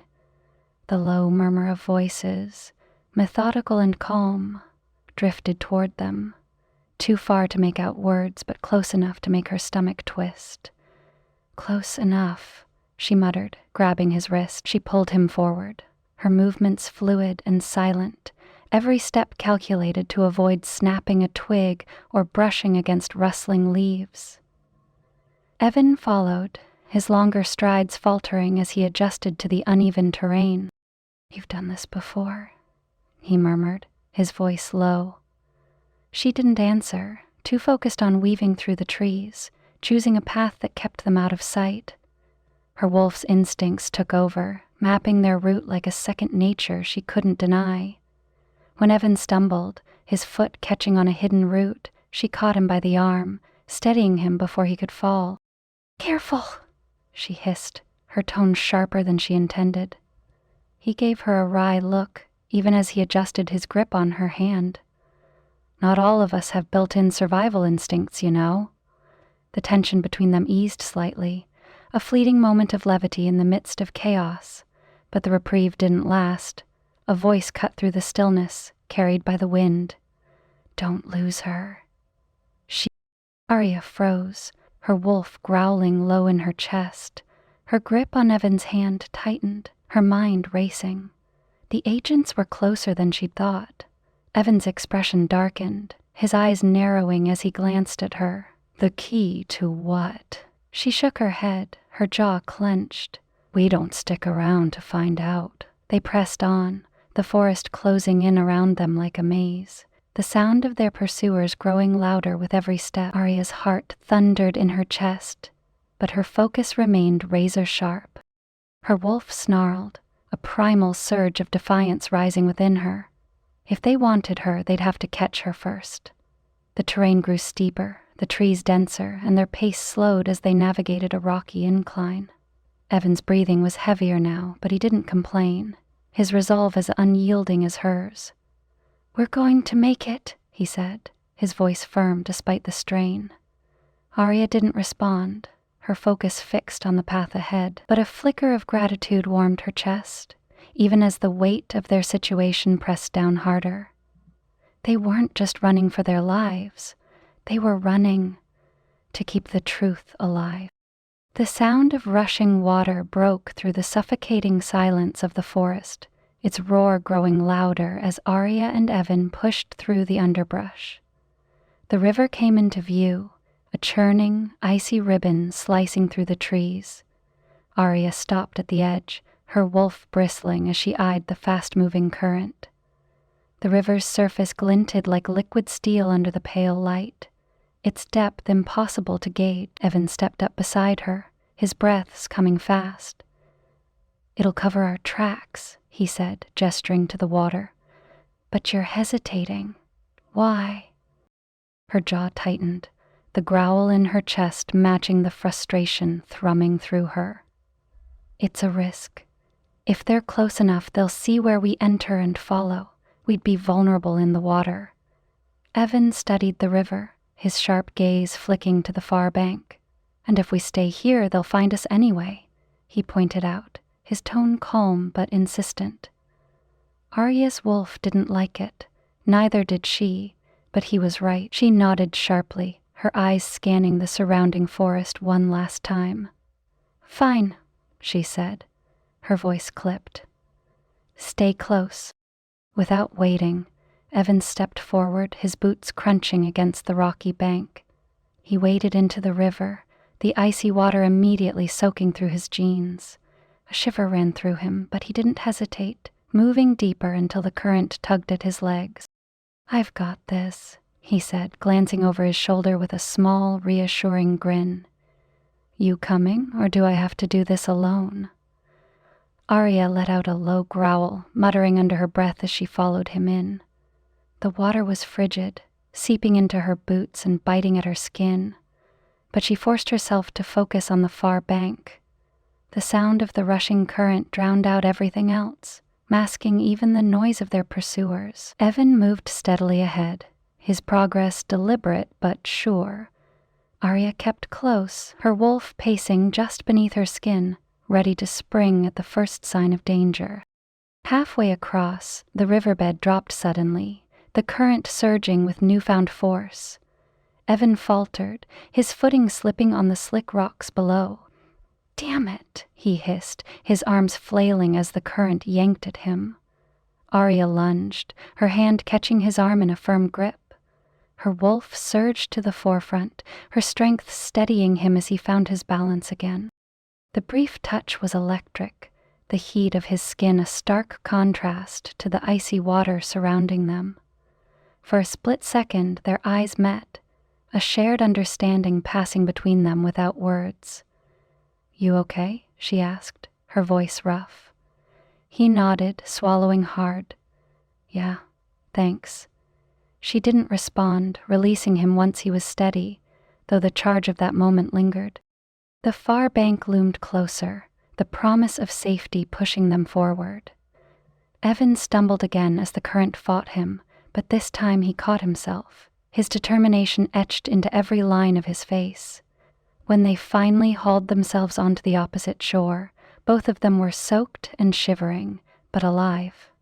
The river's roar still filled the air, drowning out all other sounds, but her instincts told her they'd gained precious minutes.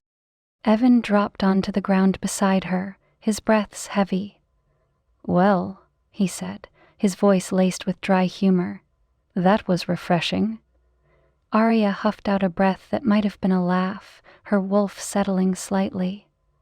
"You've got a strange definition of refreshing." "Call it adrenaline," he replied, his smirk faint but real. "You know, you're pretty good at the whole saving my ass thing." She glanced at him, her lips twitching into the barest hint of a smile. "Don't get used to it." The moment felt lighter than it should have, given the danger still nipping at their heels. But for now, they had crossed one more obstacle, and for a fleeting second, the world felt manageable again. The far bank offered temporary refuge, a patch of uneven ground littered with jagged rocks and shielded by dense foliage. Aria crouched low, her breath coming in sharp bursts as her wolf snarled incessantly inside her. The primal urge to fight clawed at her resolve, demanding blood and vengeance. "Not yet," she told it. "Not yet." Evan sank onto one of the rocks beside her, his chest rising and falling as he caught his breath. Water dripped from his soaked clothes, pooling at his feet, but he didn't seem to notice. His gaze darted toward the river, scanning for any sign of movement from the agents. The distant crunch of boots against gravel and the murmur of low voices reached them. "Spread out," one voice said, sharp and authoritative. "They can't have gotten far." Another added, quieter but no less chilling, "Keep an eye on the human. He's expendable." Evan's head snapped toward her, his jaw tightening.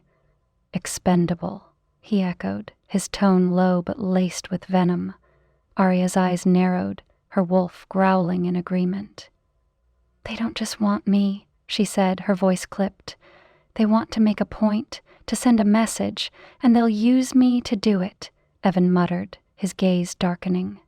The voices grew louder, and Aria pressed her back against the largest rock, motioning for Evan to do the same. Her senses flared as she strained to pick out the agents' positions.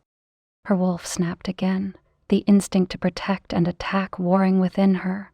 It hated this, hated the waiting, the vulnerability of hiding when it wanted to fight, but Aria pushed it back, forcing herself to think clearly. Evan leaned closer, his shoulder brushing hers. The brief contact steadied her, even as her wolf growled in protest at his nearness. "They don't just want you," he said quietly, his voice steady despite the fury simmering beneath it. "In a way you want to break you." Aria turned to look at him, her gaze fierce. "Then they'll fail," she said, her tone like steel. "They've taken enough from me already. I won't let them take anything else." For a moment, neither of them spoke, the weight of their predicament settling between them. The voices of the agents faded slightly, the search shifting farther down the riverbank. Evan's eyes softened, though the tension in his jaw didn't ease. "You've lost a lot," he said, his voice quieter now. "More than anyone should have to." Her throat tightened and she looked away. "That you shouldn't have to pay it alone," he said firmly. She glanced back at him, surprised by the conviction in his tone. His lips quirked into a faint, wry smile. "Besides, if they think they can scare me off, they've underestimated how stubborn I can be." Aria let out a soft laugh despite herself, the tension in her chest easing just slightly. "They're not the only ones," she murmured. The sound of approaching footsteps snapped her back to the present.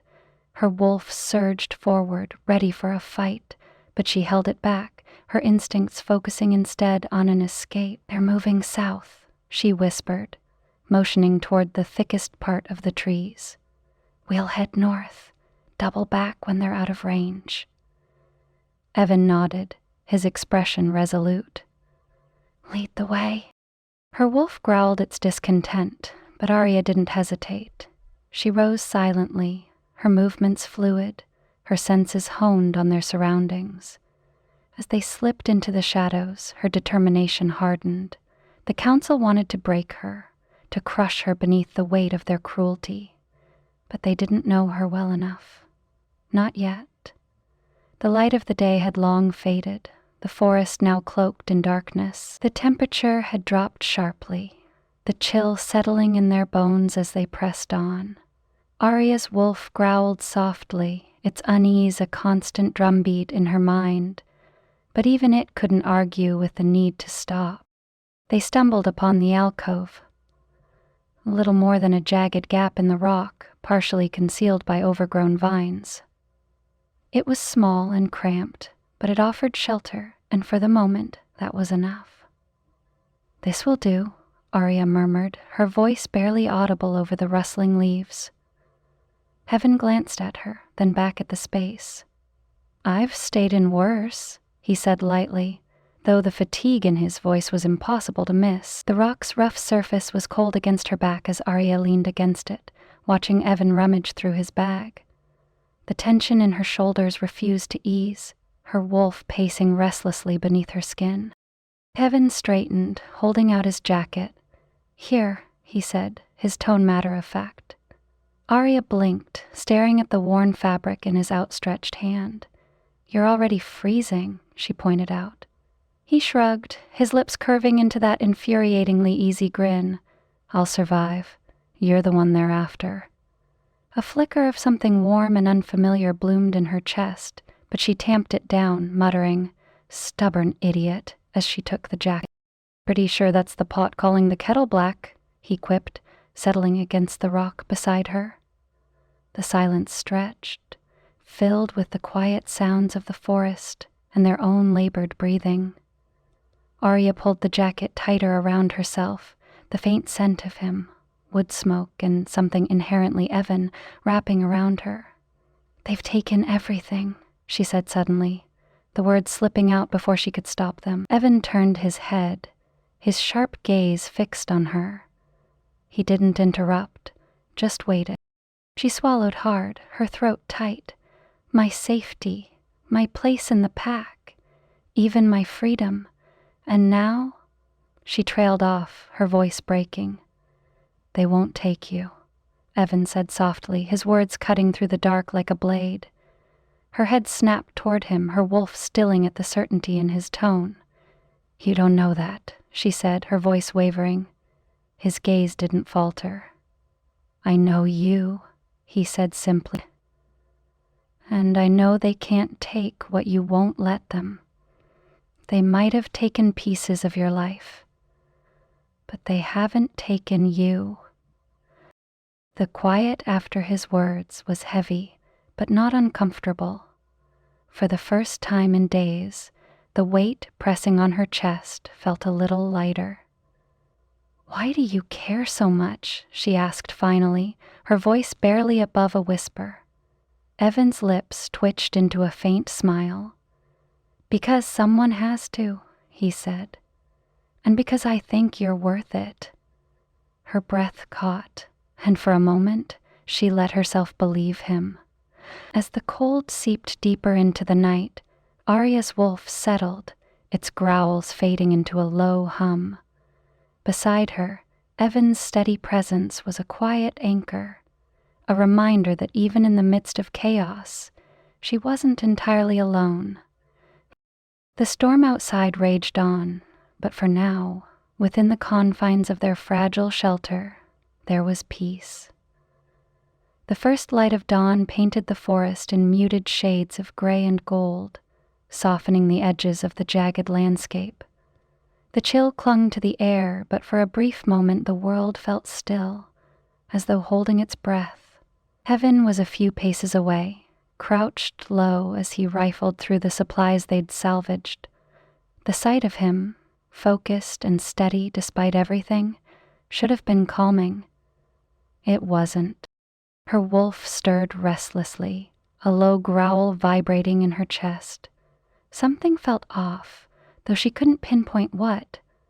That was when the crackle of static cut through the quiet.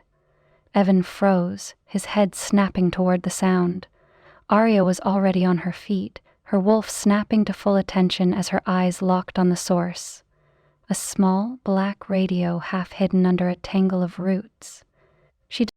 Before either of them could react, a voice spilled through the static, sharp and clear. "She can suppress her wolf," the voice said. "The council wants her alive, but don't let her use it on you." Aria's heart stopped. The air seemed to thin, every sound except the agent's words fading into nothingness. "They know," she whispered, the words barely audible. Evan was at her side in an instant, his hand gripping her arm as her knees threatened to buckle. "Hey," he said sharply, his tone cutting through the haze. "Look at me." She did, her gaze wild and unfocused. "They know," she repeated, her voice cracking. "Evan, they know." "Good," he said fiercely, his grip tightening just enough to anchor her. "Then we use it against them." Her breath hitched, the fear in her chest battling with the spark of something sharper. Anger, determination, defiance. "You don't understand," she said, shaking her head. "If they know, they'll come harder. They'll stop at nothing." "Then let them," he interrupted, his voice low and sure. "If they think you're dangerous, let's show them just how dangerous you can be." The words struck something deep inside her, cutting through the panic and reigniting the fire she'd thought had been smothered. Her wolf growled its approval, the sound no longer one of unease, but of agreement. "Fine," she said, her voice steady now, her fear morphing into something far more dangerous. "But we do this my way." Evan's lips twitched into a faint smile, not one of amusement but of pride. "Deal." The radio crackled again, but this time she ignored it, her focus shifting to the horizon where the first rays of sunlight were piercing the canopy. The forest felt alive now, not with peace but with tension, the kind that hummed before a storm. "We need to move," she said, her voice calm but firm. Evan nodded, falling into step beside her as they began their trek. There was no hesitation in his stride, no doubt in his expression. For all his differences, for all his vulnerabilities, he matched her resolve with a quiet strength that steadied her more than she cared to admit. The council thought they could hunt her, corner her, use her. But they'd miscalculated. The game had changed. The birdsong was drowned out by the distant hum of danger. But Aria's steps didn't falter. Her wolf growled low, not in fear but in readiness, its instincts aligning with her own. Beside her, Evan was silent, but his presence was louder than words. Whatever came next, she wasn't facing it alone. Chapter 18. A Dangerous Plan. The cabin stood hidden among the thick pines, its weathered frame leaning slightly to one side, as though it, too, were weighed down by the secrets it kept. The air inside was stale and cold, the faint scent of damp wood clinging to the walls. Dust motes danced in the slivers of light that slipped through the cracks, but the shadows remained dominant, pressing in from all sides. Aria lingered near the single window, her arms crossed as she stared out at the dense forest. Her wolf was restless, pacing in her chest like a caged animal, its growls a low, persistent hum in the back of her mind. Behind her, Evan worked methodically, spreading what little they had across the rickety table. A flashlight, a nearly depleted map, and the battered laptop that had become their lifeline formed a small, unremarkable pile. He moved with a calm that felt out of place, his focus sharp despite the tension crackling in the air. "You're quiet," he said, his voice breaking the silence but not the weight pressing down on them. Aria didn't turn around. "There's nothing to say." "There's always something to say," Evan countered lightly, though his gaze lingered on her too long for the words to be casual.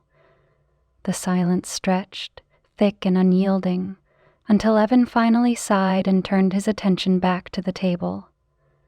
"We should take this public now," he said, his tone practical. "Get ahead of the council before they find us again."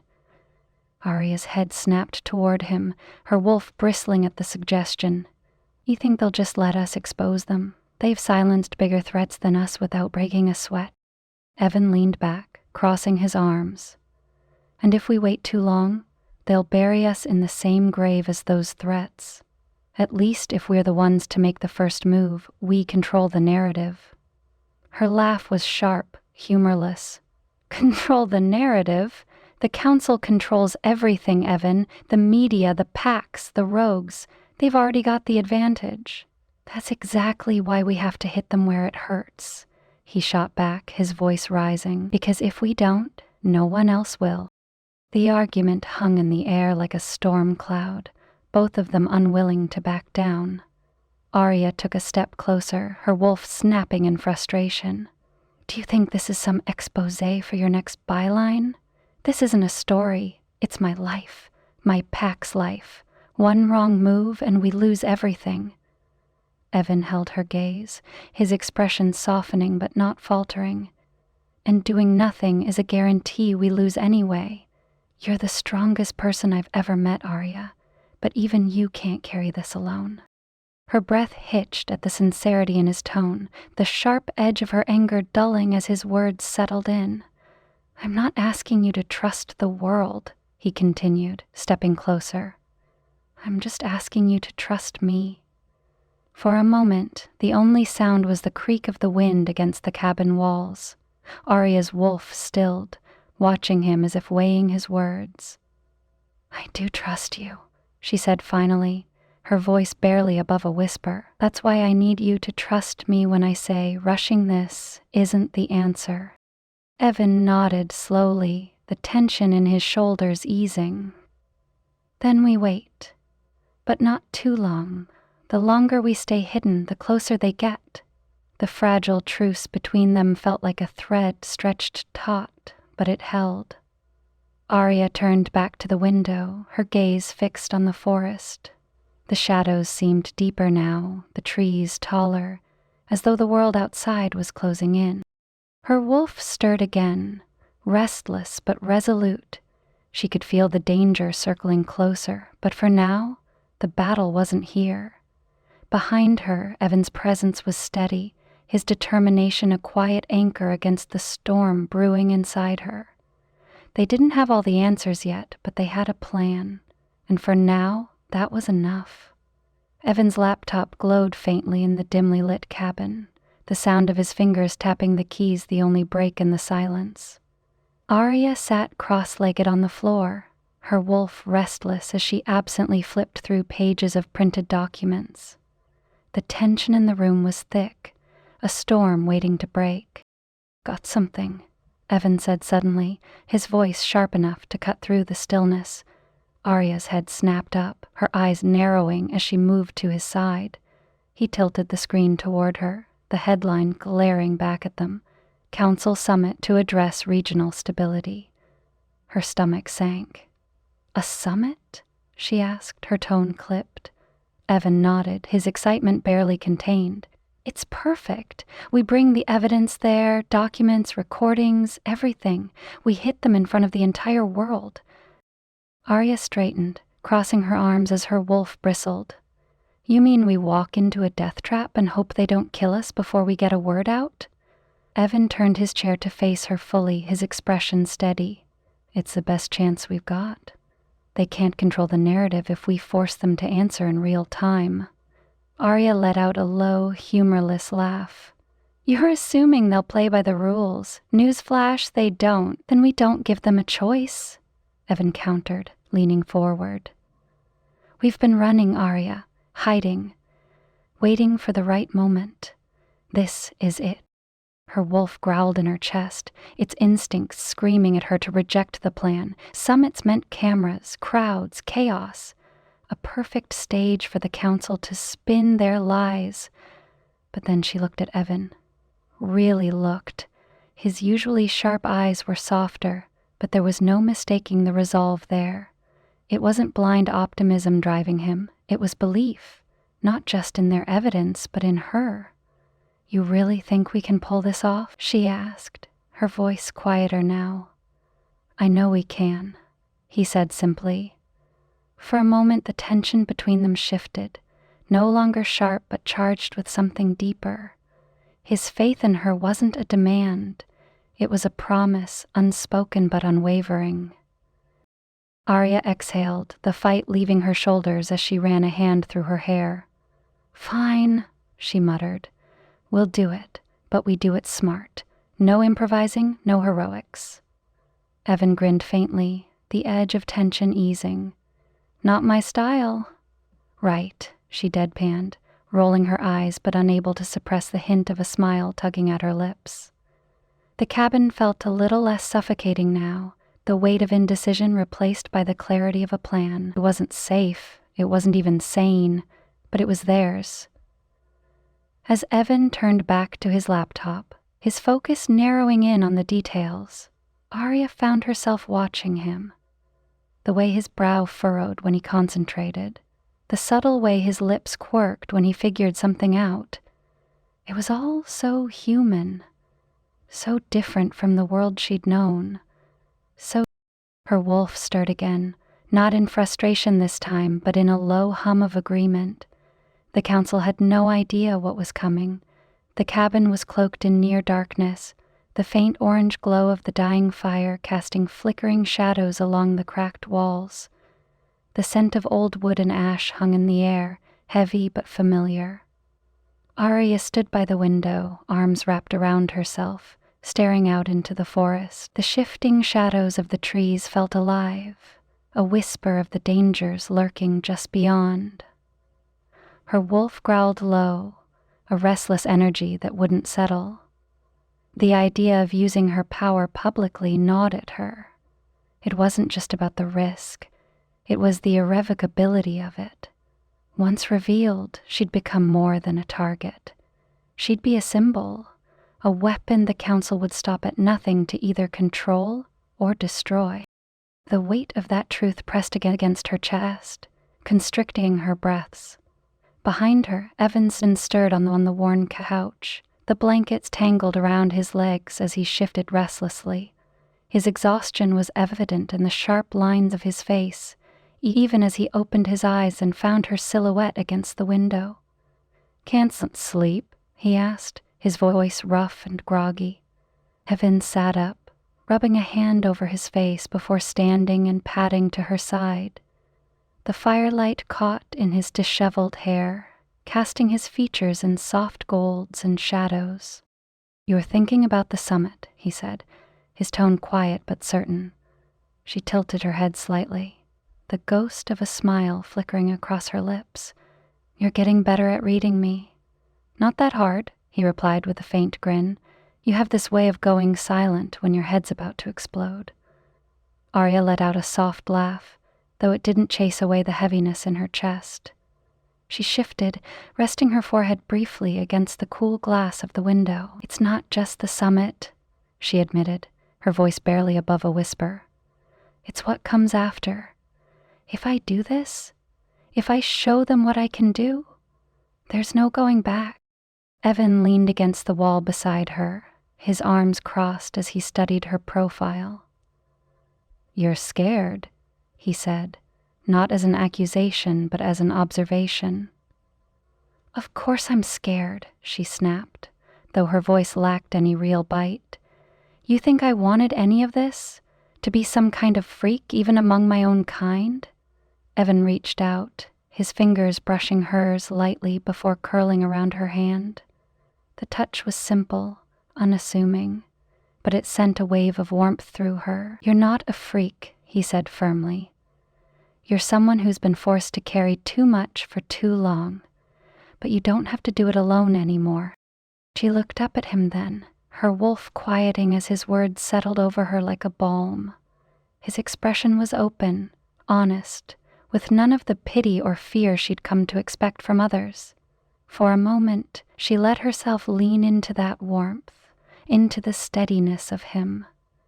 "I don't know if I'm strong enough for this," she admitted, the confession raw and jagged.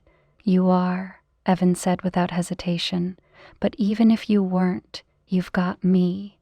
Whether you like it or not." Her lips twitched in a faint smirk. "You're a pain in the ass, you know that?" "Yeah," he replied, grinning. "But I'm your pain in the ass." The tension in her chest loosened slightly, the weight of her fear not gone, but lighter somehow. They stood there in silence for a while, the quiet broken only by the faint crackle of the fire and the distant rustle of the wind through the trees. Aria didn't know what tomorrow would bring, but as she stood there, her hand still in Evan's, she found a spark of something she hadn't felt in a long time. The faint light of early morning seeped through the trees, painting the forest floor in muted hues of gold and green. Aria stood with her arms crossed, her back straight as she faced Evan near the edge of their hidden cabin. The crisp air carried the sharp tang of damp earth, a grounding contrast to the tension brewing between them. Evan knelt beside a backpack brimming with cables, drives, and a sleek tablet, carefully explaining his setup. "Once we're in, I'll connect to their network. The evidence goes live, no takebacks, no chance for damage control. We'll have every media outlet scrambling." Aria nodded absently, her wolf stirring as she listened. Her gaze flicked to the faint rays of sunlight piercing through the canopy, their warmth failing to reach her. "And if they come after us?" she asked. "They will," Evan replied, standing. That's where you come in. Her stomach tightened, the weight of responsibility settling over her again. She hated the vulnerability that came with being the key to their survival. Hated how exposing her powers publicly wasn't just dangerous, it was irreversible. Evan stepped closer, his voice pulling her back. You just need to hold them off long enough for me to get the signal out. After that, we run. We? She asked, raising an eyebrow. Yeah, he said, giving her a wry smile. I'm not leaving without you, no matter what. Her wolf growled softly, a warning or an acknowledgement. She couldn't tell. You're too confident, she muttered, her tone sharper than intended. Evan's smile faded, replaced by a steady, unwavering gaze. You're not the one who needs protecting, he said, his voice firm but calm. That did it. Aria's wolf snapped inside her and she whirled on him. You think I need you to protect me? She demanded, her tone biting. I've handled myself long before you showed up, Cross. I don't need a knight in shining armor swooping in to save me. Evan didn't flinch. If anything, he stepped closer, closing the space between them. The air shifted, heavy with unspoken tension. I'm not trying to save you, he said, his voice low but charged. But for once, maybe let someone have your back. The words hit harder than she wanted to admit. Aria held his gaze, her wolf growling louder. But it wasn't anger. It was something deeper, rawer, harder to ignore. I've spent my whole life protecting my pack, she said, her voice dropping, the edges of her frustration softening into something more vulnerable. I don't know how to stop. Then don't, Evanson said simply. But don't shut out either. The intensity between them crackled like a live wire. Evan reached out, his fingers brushing her arm lightly, not a demand, but a gesture of trust. Her breath, fine, she said finally, stepping back and breaking the connection, though her chest still hummed with the tension of it. But if you slow me down, I'm leaving you behind. Evan smirked faintly, the moment lightening just enough. Noted. But let's be real. You're not shaking me that easily. A reluctant smile tugged at her lips before she turned away, her wolf quiet for the first time in hours. The plan was still risky, dangerous, and possibly suicidal, but as she walked back toward the cabin with Evan close behind, the weight didn't feel quite so crushing anymore. The cabin was quiet, the fire reduced to cold ashes, its faint scent mingling with the morning chill that crept into the room. Evan sat at the rickety wooden table, his head bent over the tablet, the glow of the screen casting sharp shadows across his face. His fingers worked steadily, sifting through files, piecing together the threads of their damning evidence. Aria sat across from him, her hands folded tightly in her lap. Her wolf was unusually silent, waiting, watching, its usual growl replaced by a strange hum of anticipation. The decision she'd been wrestling with all night settled over her like an inevitable storm. She looked up, meeting Evan's gaze when he glanced at her. The words left her mouth before she could second-guess them. I'll do it. Evan froze mid-venture, his eyes narrowing slightly as he processed her words. You'll do what? If revealing my powers is what it takes to expose them, I'll risk it, she said, her voice steady despite the knot tightening in her chest. They already know. There's no point in hiding anymore. The silence between them stretched, heavy with unspoken concerns. Evan's expression shifted, his lips pressing into a thin line before softening. You're sure? No, she admitted, a faint dry laugh escaping her. But it doesn't matter. This isn't just about me anymore. Evan leaned back slightly, studying her like he was trying to read every layer of her emotions. Then he nodded, his tone softer than she expected. We'll make it count then. If you're putting everything on the line, we're not walking out of that summit empty-handed. His quiet certainty steadied her more than she cared to admit. The weight of her decision pressed a little less heavily. As he returned to his work, Aria reached for a map on the table, her hand brushing his. The contact was fleeting but deliberate, the warmth of his touch sending a jolt up her arm. She didn't look up, and neither did he, but the tension that simmered between them was unmistakable. By the time they finished packing, the cabin felt less like a sanctuary and more like a memory. Aria stood by the door, her bag slung over her shoulder, glancing around the space one last time, the fire pit, the rough-hewn chairs, the creaky wooden floor. It had been a momentary respite, but now it felt like a launching pad for the battle ahead. Outside, the forest was alive with sound, the soft rustle of leaves, the distant caw of a crow, the faint trickle of a nearby stream. But beneath it all, there was a tension that mirrored the one coiled in her chest. Evan shut the cabin door behind them, his eyes scanning the horizon. "This is it, huh?" Avery said, her voice quiet but resolute. As they walked toward the car, the weight of what lay ahead pressed against them, but it didn't crush. It sharpened. Aria's wolf growled softly, the sound low and steady, not in protest but in readiness. Chapter 19.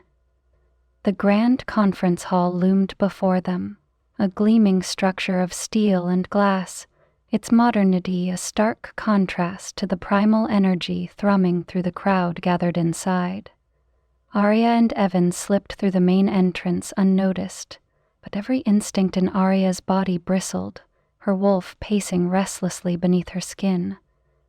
Wolves prowled the edges of the hall, their movements too controlled to be casual. Humans, stiff and wary, sat in neat rows, their eyes darting nervously at the creatures they shared the room with. Media crews lingered at the back, adjusting their cameras and murmuring into headsets, the promise of a dramatic story crackling like static in the atmosphere. Evan leaned close, his voice low. "Everyone's playing their part, but no one looks comfortable." "They shouldn't be," Aria muttered, her sharp gaze sweeping the room. Her wolf growled softly as she caught the scent of fear and aggression mixing in the air. It was a volatile cocktail, ready to ignite with the smallest spark.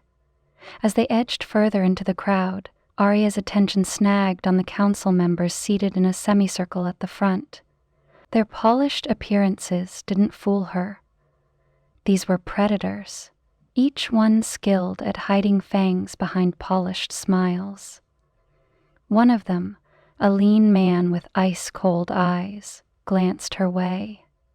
His lips curved into a smile that didn't reach his eyes, a silent promise that sent a shiver down her spine. "He knows something," she murmured to Evan, her voice tight.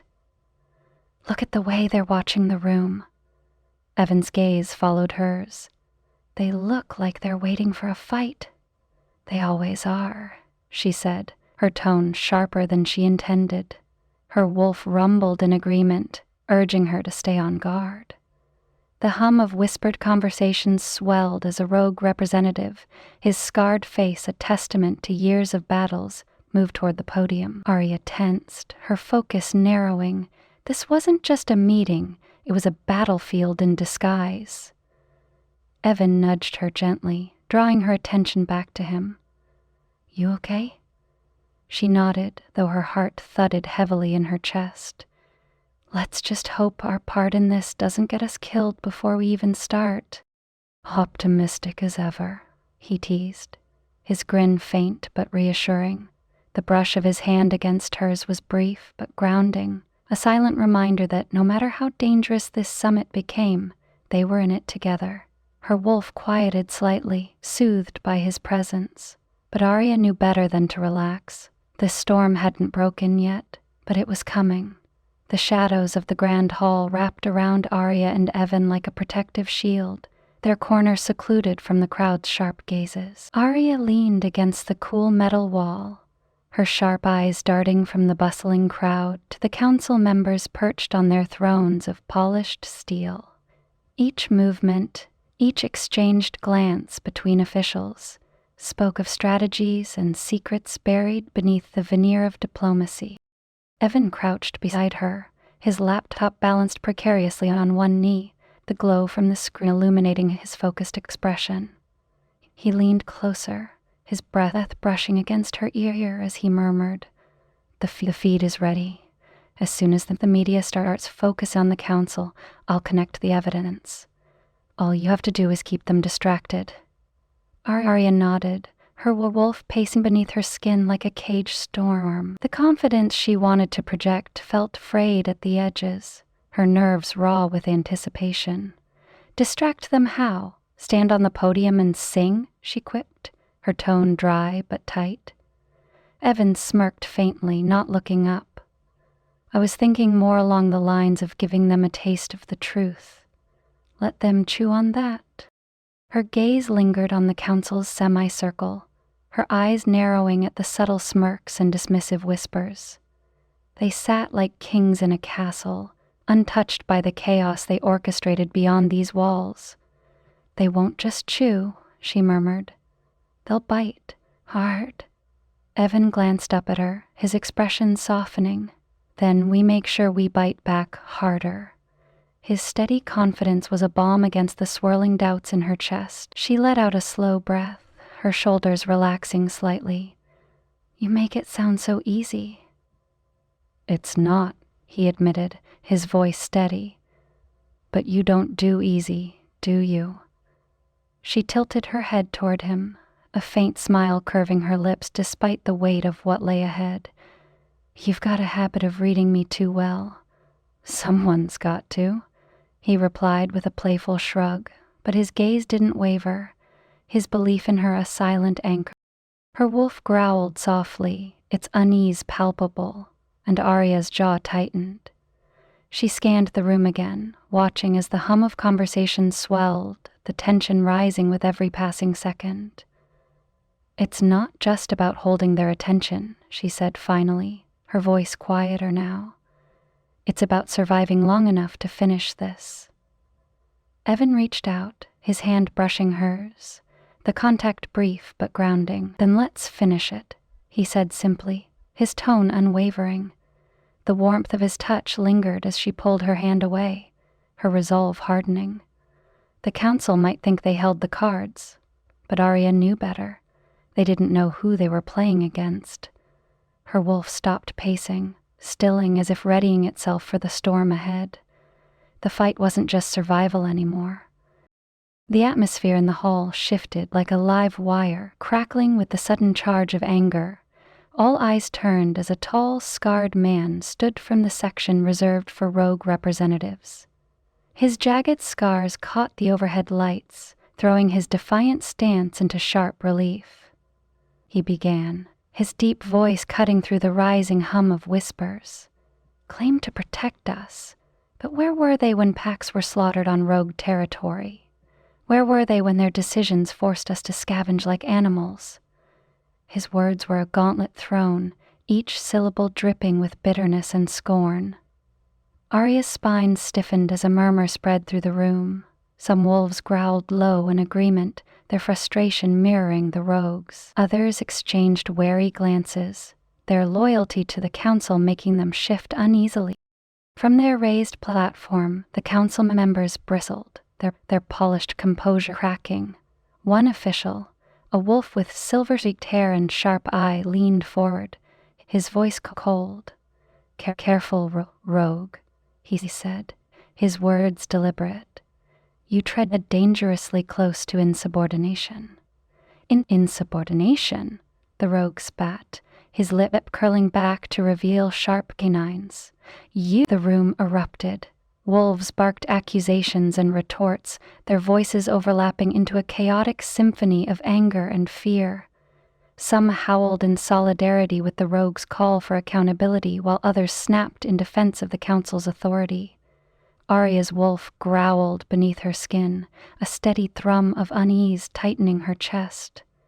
She felt the moment teetering on a knife's edge, the room's fragile balance threatening to shatter entirely. "This is bad," she muttered, her voice barely audible above the din. Beside her, Evan's expression was sharp, his eyes scanning the room. "No," he said, nudging her arm gently. "This is your opening." She turned to him, her brow furrowed. "What are you talking about?" He leaned closer, his voice low but insistent. "Look at them. The council's losing control. If you want to make them listen, now's the time to strike." Her heart hammered against her ribs, the enormity of the moment bearing down on her. She hesitated, the weight of her wolf's instincts clashing with her own logic. "Aria," Evan said, his hand brushing hers briefly, grounding her. "You've got this. Show them what they've been too afraid to see." The chaos in the room continued to swell, and Aria knew the opportunity would pass if she didn't act now. She drew a deep breath, her resolve hardening. This wasn't just a fight for survival anymore. It was a fight for the truth. "Fine," she said, her voice steady despite the storm raging around her. "But if this goes sideways, you'd better be ready to cover me." Evan's grin was sharp, a flash of steel. "Always." Steeling herself, Aria stepped forward, the noise of the room fading into a low hum as her focus zeroed in on the council. This was her moment to shatter the lies and expose the cracks beneath their polished facade. Her wolf stilled, a quiet readiness humming beneath her skin. For the first time in days, it felt like they were completely aligned. Together, they would make the council listen, or die trying. The room seemed to hold its breath as Aria stepped into the open, the weight of dozens of eyes locking onto her.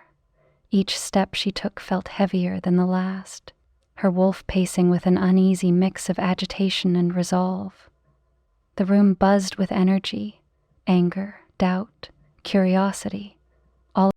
She stopped in the center of the room, her heart hammering against her ribs. The scarred rogue who had spoken earlier lingered at the edge of her vision, his defiant glare daring the council to respond. Council members exchanged sharp glances, their postures stiffening as if they were preparing for battle. Aria's wolf growled softly, the instinct to run flaring briefly before she forced it down. This wasn't a fight she could escape. "Not anymore. You have no place here, Thorn," one of the council members sneered, his tone dripping with disdain. "Step back before you make an even greater fool of yourself." Her instincts screamed at her to retreat, to disappear back into the shadows where she could fight her battles unseen. But as her gaze swept the room, it landed on Evan, standing at the edge with his arms crossed and his sharp eyes fixed on her. There was no mockery in his expression, no hint of doubt. Instead, his presence radiated a quiet, unwavering belief that steadied her in a way nothing else could. Aria inhaled deeply, the air thick with tension as she squared her shoulders. She turned her attention to the council, her voice cutting through the hum of whispers and low growls. "Enough." The single word hung in the air like a command, silencing the room. "This isn't about rogues versus the council," she continued, her tone steady though her wolf bristled with every word. "It's not about humans versus wolves. This is about the lies that are destroying all of us." A ripple of murmur spread through the crowd, but Aria pressed on, her wolf lending her strength. "You claim to protect the packs, but you abandon them when it's inconvenient. You demonize rogues while secretly using them to do your dirty work. And you pit humans and wolves against each other while profiting from the chaos you create." A sharp bark of laughter came from the scarred rogue, his expression one of grim satisfaction. "She's right. Finally someone's calling you out on your bullshit." "Silence!" one of the council members snapped, but his voice faltered slightly, the cracks in his authority showing. Aria stepped closer to the podium where the council sat, her wolf pushing her forward. She met the gaze of the silver-haired official, who had been the most vocal in his disdain for her, refusing to back down. "You think you can keep this quiet?" she asked, her voice low but carrying. "You think you can hide what you've done?" Her gaze shifted to the audience. "Because if you believe that, you're wrong. The truth is already out there. It's just waiting for someone to listen." Her words landed like a challenge, the air in the room taut with anticipation. The council members looked uneasy now, their polished composure slipping as they exchanged hurried whispers. For the first time, Aria felt the balance shift. She wasn't just reacting anymore. She was setting the stage. Evan's voice cut through the tension, calm but firm. "If you're so confident in your innocence, prove her wrong. Let the people see the truth for themselves." All eyes turned to him, his quiet strength an anchor in the storm. Aria's wolf growled softly, not in fear, but in agreement. Whatever came next, she wasn't standing alone. Aria stepped fully into the light, the sharp glare of the cameras making her feel exposed, vulnerable. The room was unbearably still, as if the collective crowd had paused to hold its breath. Her wolf snarled softly beneath the surface, sensing the magnitude of the moment and the faint hum of danger rippling through the room. She tightened her grip on the edge of the podium, anchoring herself. "The council doesn't protect us," she began, her voice steady despite the storm of nerves in her chest. "They exploit us. Every one of us. Packs, rogues, humans. They profit from the fear and chaos they create." A murmur of discontent rose from the crowd, the tension thickening as wolves and humans alike exchanged uncertain glances. Aria didn't stop. "They've used rogues as scapegoats for their failures, while secretly funding their operations. They've turned packs against each other and made humans their pawns. And they've lied to every one of you about who's really in control." The silver-haired council member at the center of the dais rose from his chair, his calm demeanor slipping into something colder, sharper. "Enough of this nonsense," he barked, his voice cutting through the room. "You're a disgraced wolf trying to shift the blame for your own mistakes. No one here takes you seriously." Aria's wolf snapped in defiance, the feral growl vibrating low in her chest. She locked eyes with him, refusing to back down. "Then prove me wrong," she challenged, her voice unwavering. "If everything I'm saying is a lie, let me show the evidence." The room exploded in noise, shouted accusations, scattered applause, and the chaos of media crews scrambling to capture the unfolding drama. At the edge of her vision, movement caught her attention. A man in council enforcer gear slipped closer to the podium, his intent written in the hard line of his jaw and the way his hand hovered near the baton strapped to his side. Evan noticed, too. He shifted subtly, placing himself between Aria and the advancing threat. His shoulders were tense, his body a coiled spring. "Stay focused," he murmured under his breath, his eyes flicking to hers. "I see him," she replied, her voice so low it was almost a growl. The enforcer's advance halted, but the intent didn't fade.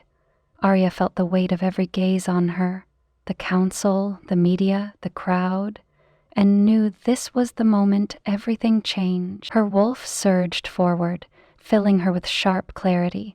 They couldn't run from this. They couldn't hide. The only way out was through.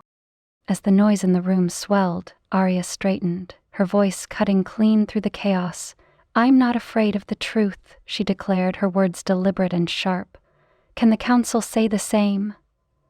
The silver-haired council member sat back slowly, his expression icy but unreadable. The tension in the room teetered on the edge of chaos, and Aria's instincts screamed that the danger wasn't over. She felt the weight of what was coming, the storm that was about to break over all of them. Evan's hand brushed hers, grounding her in the moment. His voice was steady, quiet, but filled with unshakable resolve. "We've got this." Aria nodded, her wolf growling in agreement. There was no turning back now. The battle had begun. Chapter 20. The summit room buzzed with barely contained tension, the energy crackling like an oncoming storm. Aria's wolf was coiled tightly, every muscle in her body attuned to the undercurrents swirling through the crowd. The grand hall was a polished masterpiece of stone and steel.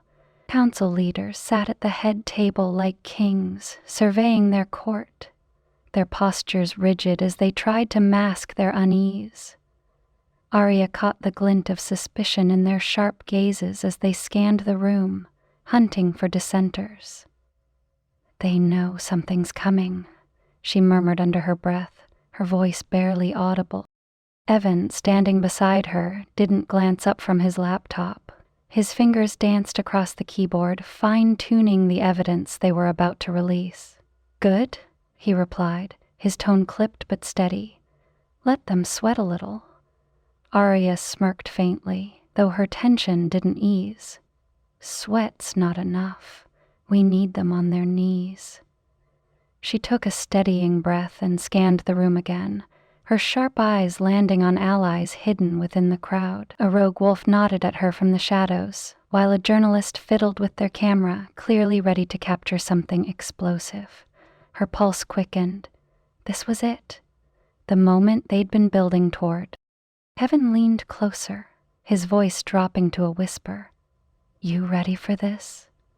She met his gaze, her wolf stirring in agreement. "Always." As Aria stepped toward the center of the room, ready to take her shot, a voice boomed across the chamber, freezing her in place. "Enough of this charade." The council leader rose, his presence commanding, his voice cutting through the murmurs like a blade.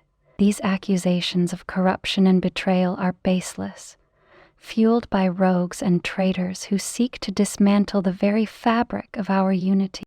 Aria stopped mid-step, her wolf snarling low as guards emerged from the corners of the room. They moved with purpose, their sharp eyes locked on her and Evan.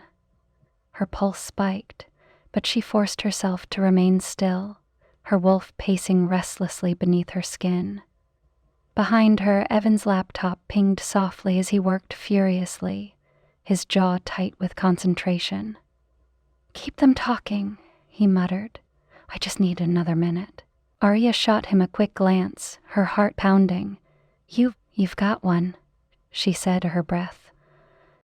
The room erupted into chaos. Wolves growled, baring their teeth as the enforcers closed in. Some of the crowd shouted in protest, their voices drowned out by the clanging of chairs and the council's attempts to maintain control. Aria's gaze darted toward the head table, where the council leader's face twisted with fury. "Seize her," he barked, pointing directly at Aria. A pair of guards lunged, their intent clear. Aria moved like a predator, her instincts sharp. She sidestepped the first, slamming an elbow into his gut before twisting to disarm the second with a calculated sweep of her leg. The room exploded in gasps and shouts, the sound reverberating off the walls. Evan cursed under his breath as a guard rushed toward him, his laptop still perched precariously on the edge of the table. He ducked just in time, narrowly avoiding a heavy fist, and shoved the table into the guard's midsection. "Almost there," he muttered, his fingers flying over the keys as adrenaline spiked in his veins. "Evan!" Aria's voice rang out, sharp and commanding as she dispatched another guard. "I'm fine," he called back. But his gaze flicked toward her for a heartbeat too long. Her wolf roared, sensing the danger before she did. From the corner of her eye, she saw another enforcer advancing on Evan, his weapon drawn. Time slowed as she pivoted, her body moving before her mind caught up. In a single fluid motion, Aria hurled herself at the enforcer, knocking him off balance. They hit the ground with a bone-jarring thud, and she pinned him with her knee, her wolf snarling as she bared her teeth. "Stay down," she growled, her voice low and dangerous. Evan's laptop beeped in triumph, the screen flashing green. "Done," he shouted, his voice cutting through the chaos. The files were live, the truth out in the world, but the fight wasn't over, not yet. The council leader's voice rose above the din, his tone cold and sharp as a blade. "You think this changes anything?" he spat, his eyes locked on Aria. "You've only made yourselves bigger targets." The room fell into a stunned silence, the weight of his words settling over them like a shroud. Aria stood slowly, her chest heaving, her wolf growling low and steady. "Then you'd better aim well," she replied, her voice cutting through the tension like a whip. The council leader sneered, retreating toward the exit with his guards in tow. "We'll see about that." As they disappeared, the room erupted again, but this time it wasn't chaos. It was resolve. Wolves and humans alike stood together, their voices rising in agreement. Beside her, Evan stood tall, his laptop tucked under his arm and his eyes shining with fierce determination. He looked at her, his lips curving into a small, proud smile. "You hit it," he said softly. Aria nodded, her wolf's growl quieting as a new fire lit within her. "We did it, but it's not over yet." And deep down, she knew the final battle was just beginning. The room blurred at the edges, time stretching as Aria's wolf surged forward, primal and commanding. The enforcers moved as one, lunging toward her, their intent clear: neutralize the threat. But Aria wasn't a threat. They had no idea what she was. Her chest burned as she let go, unleashing the ability she'd spent years suppressing. The air around her shifted, crackling with unseen energy, and then it hit. A force that wasn't physical but felt like a thunderclap. The enforcers froze mid-step, their snarls dying in their throats as her power gripped them. It was like holding the reins of a storm. She could feel their instincts bending under her will, their wolves recoiling as if something ancient and untouchable had pressed against them. The force rippled outward, leaving even the crowd of onlookers stunned. Gasps broke the silence. Wolves shuffled back instinctively, their hackles raised. Even humans shifted uneasily, their instincts warning them that something monumental had happened. From across the room, Evan stood frozen. His laptop hung forgotten at his side, his wide eyes locked on Aria as if seeing her for the first time. "Damn," he breathed. Awe and disbelief laced in his tone. His heart hammered in his chest, but it wasn't fear. It was something far more profound. Aria straightened, her breath heavy but controlled. The enforcers remained rooted where they stood, their bodies stiff, their gazes hollow as she held them immobile. "This is what they fear," she said, her voice ringing clear in the hush. "Not chaos. Not rogues. They fear someone strong enough to call them out, to stop them." The spell shattered as the council leader's furious voice boomed over the room. "Take them down! Remove them now!" The enforcers sprang back into motion, though their movements were slower, their confidence visibly shaken. The guards surged toward her again, and Aria met them head-on, her wolf growling with satisfaction. She ducked under the swing of a baton, her body moving with predatory precision. Her fist connected with one guard's jaw while her leg swept another off his feet.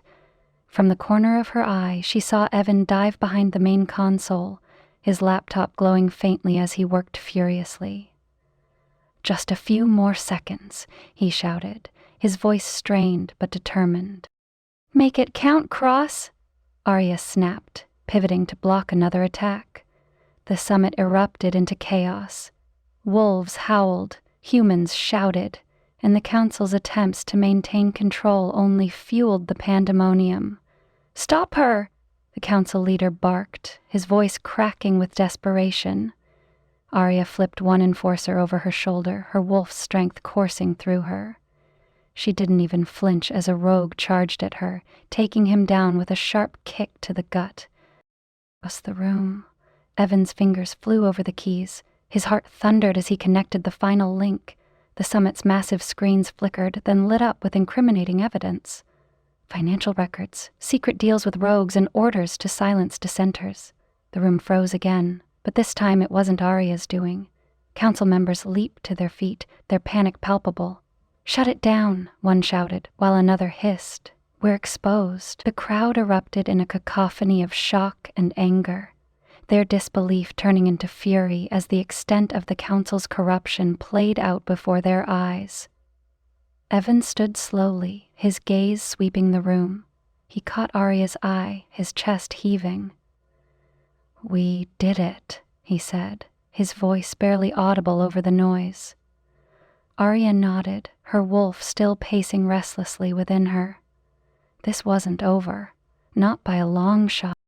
The council leader's cold glare landed on her, his lips curling into a snarl. "You think this is over? You have no idea what you've started." "Neither do you," Aria replied, her voice low and sharp as steel. The council's retreat was swift but chilling, their parting words a promise of retribution. The fight wasn't over, but for the first time the tide had turned in their favor. Aria and Evan stood in the eye of the storm, side by side as the summit's chaos continued to swirl around them. For now, the truth was out, and that was enough. The room had settled into a fractured calm, the chaos lingering in the air like the acrid smoke of a fire. Council leaders gathered near the edge of the summit chamber, their retreat more calculated than panicked. The leader, a man with ice-blue eyes and an aura that screamed ruthless authority, stepped forward, his voice cutting through the uneasy murmurs. "Do you think this ends here?" he sneered, his tone dripping with disdain. "We built this world. Every rule, every fragile thread holding it together, that's us. And you think you can tear it all down without paying the price?" Aria took a deliberate step forward, her body radiating controlled power. Her wolf stirred beneath her skin, ready for another fight, but she held it back. The predator in her wanted to strike, but the strategist knew better. "Just it," she said, her voice ringing clear and steady. Her amber eyes locked onto his, daring him to challenge her resolve. The growl deep in her chest was unmistakable, her wolf's agreement an unspoken promise of what would come if they dared to cross her again. Evan moved to her side, his presence a steadying force as he surveyed the council leaders. The laptop still hung from his hand, the glow of their shared victory reflecting on his face. "Run while you still can," he added, his tone sharp but calm. "Your time is up." For a moment the leader's mask slipped, his cold composure cracking just enough for anger to flash in his eyes. But then he smiled, a slow, chilling curl of his lips that sent a shiver down the spines of everyone watching. "We'll see you soon," he said, his voice a venomous promise. The enforcers gathered around him, retreating like shadows into the chaos, but their parting presence was a lead weight pressing on the room. The tension was palpable, the silence deafening as the council disappeared into the swirling noise of the summit. Around them, the room buzzed with a mix of fear, disbelief, and something new. Hope. Aria and Evan stood at the center of it all, their breathing steady as they took in the aftermath. He turned to her, his voice low and filled with quiet certainty. "We just kicked the hornet's nest." She nodded, her expression unreadable but her eyes blazing with determination. "Good. Let them come." Her wolf growled softly, not in warning but in readiness. This wasn't the end. It was the beginning of the final battle. As the crowd began to stir, wolves and humans alike looking to them for direction, Aria and Evan exchanged a look that spoke volumes. Together, they had faced the council and won the first round. Now they had to finish it. The weight of the council's parting words lingered like a storm on the horizon, but in the center of the whirlwind they stood strong, partners, fighters, and something more. The battle wasn't over, but together they were ready. Chapter 21.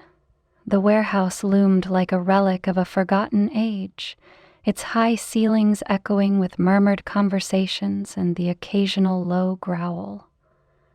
Lanterns and makeshift floodlights cast stark shadows across the crowd, a mix of wolves and humans standing in uneasy alliance. The air smelled of damp concrete and tension. Aria stood at the center, her gaze sweeping the room. Wolves shifted on their feet, their primal energy barely restrained, while the humans held themselves stiffly, wary but determined. She could feel her wolf pacing beneath her skin, a restless presence that mirrored her own. "This isn't just about exposing the council," Aria began, her voice ringing clear above the murmurs. Her amber eyes caught every flicker of doubt in the room and crushed. "This is about more than their corruption. It's about taking back what they stole. Our trust, our freedom, our future. Wolves, humans, rogues. We've all paid the price for their lies. It ends now." A ripple went through the crowd, nods and murmurs of agreement growing louder. Even the rogues, notorious for their distrust of unity, seemed to lean in, their scarred faces set in grim determination. Evan stepped up beside her, his laptop in hand and his expression all business. "Here's how we do it," he said, his tone cutting through the noise. "The council's compound is fortified, but it has weaknesses. We'll split into 2 groups. Aria leads the frontal assault to draw their enforcers. I'll infiltrate their main building and release the rest of the evidence, proof they can't bury, even if they want to." "Sounds like a suicide mission," one rogue muttered, his arms crossed. "It's a mission for people who want to win," Evan countered sharply, his eyes locking onto the wolf. "If you're not here to fight, leave now." The rogue growled but didn't move, and the room fell silent again. Aria stepped forward, her voice lower but no less commanding. "You've all lost something to them.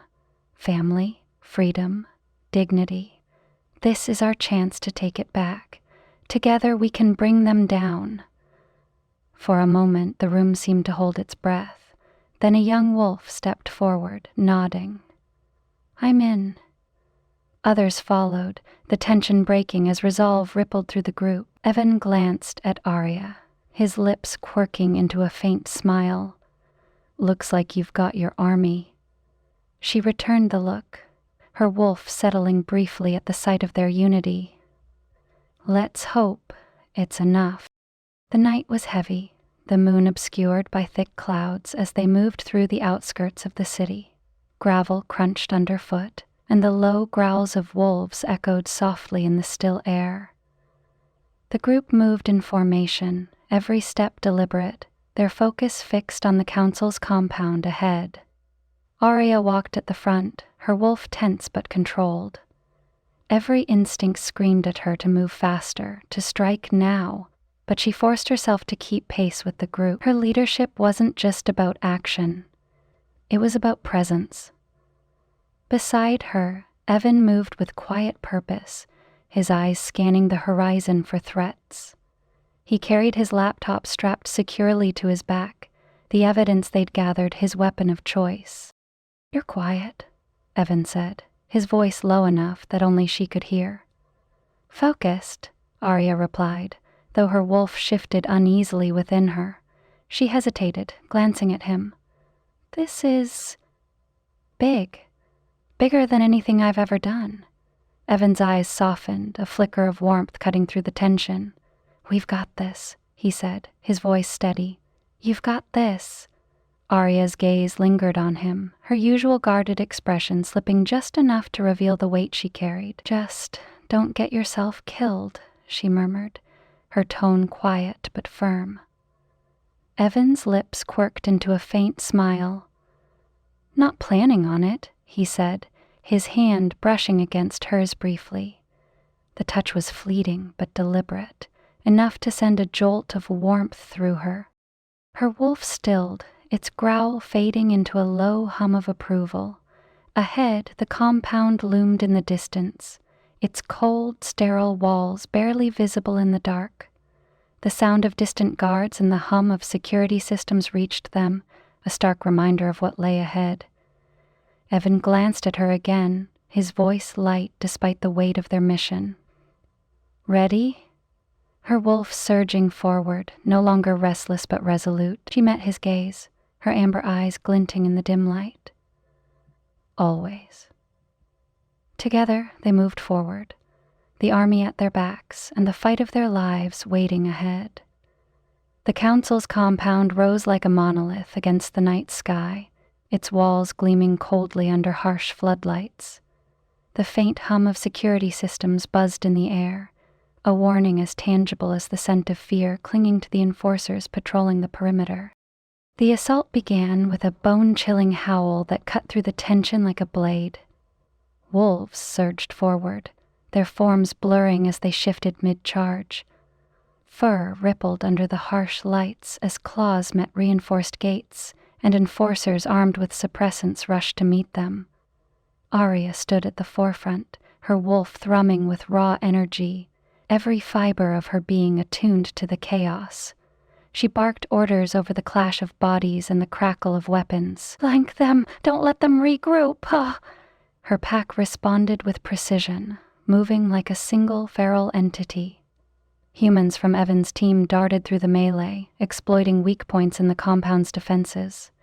Evan, his laptop strapped to his back, used his agility to keep up, occasionally ducking behind cover to give directions. "Target the suppressor cannons!" he yelled to a nearby rogue, his voice cutting through the din. An enforcer lunged toward Aria, syringe in hand, but her wolf reacted instinctively. Her ability rippled out, a wave of power that stilled the man mid-stride.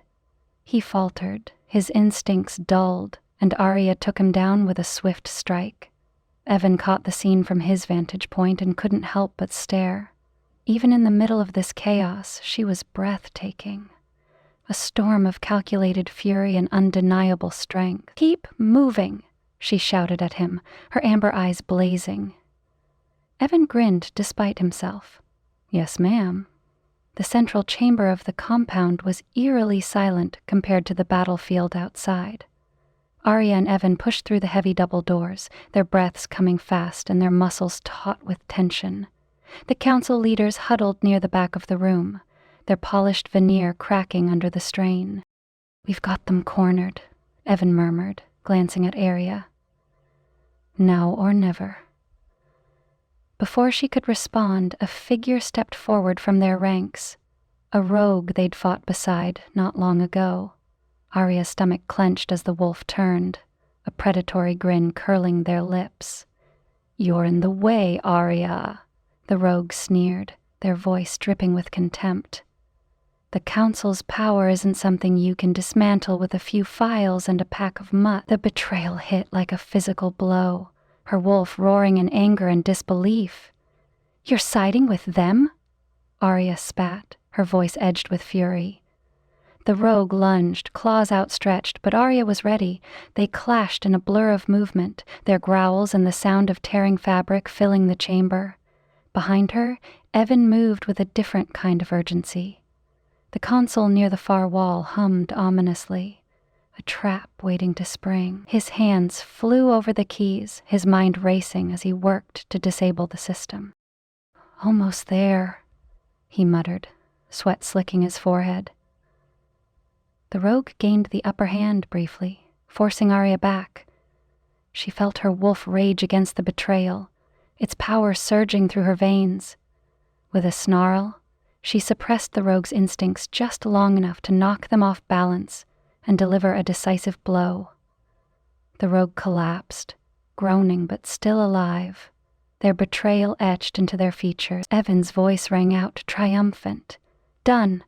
The console powered down and he turned, his eyes locking on Aria. "Go, take them out, I'll cover you." She hesitated for a fraction of a second, her wolf urging her to stay by his side, but she nodded sharply. "Don't get yourself killed," she said, her voice taut. Evan smirked, pulling a small jury-rigged device from his pocket.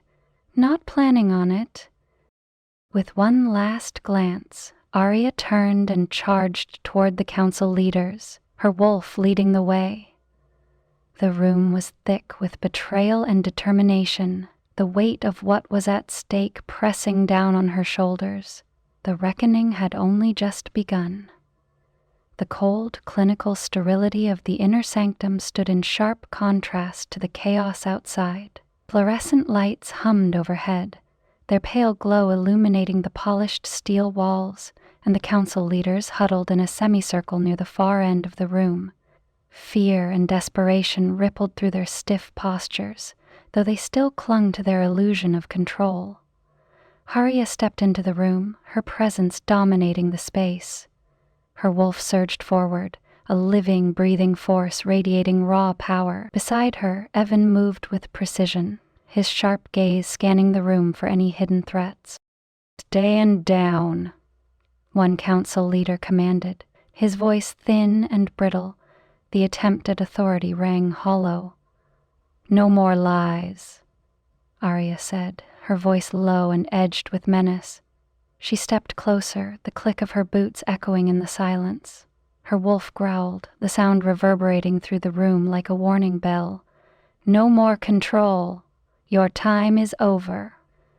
The leader stiffened, their gazes darting toward the hidden doorway. Before Aria could push further, the doors burst open and a wave of enforcers stormed in. The air exploded with chaos as wolves clashed with enforcers, the metallic tang of blood mingling with the acrid scent of fear.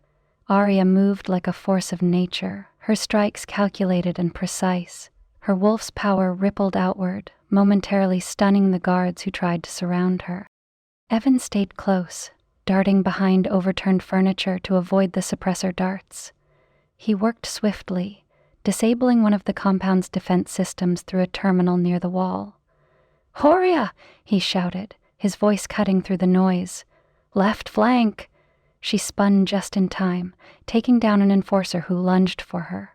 Her movements were fluid, lethal, a perfect harmony between her wolf and human instincts. The pack and their human allies poured into the room, their coordination a stark contrast to the council's crumbling defenses. A rogue wolf leapt onto one of the council leader's desks, snarling as the leader cowered behind his chair. "We're done being pawns," the rogue growled. The tide turned quickly.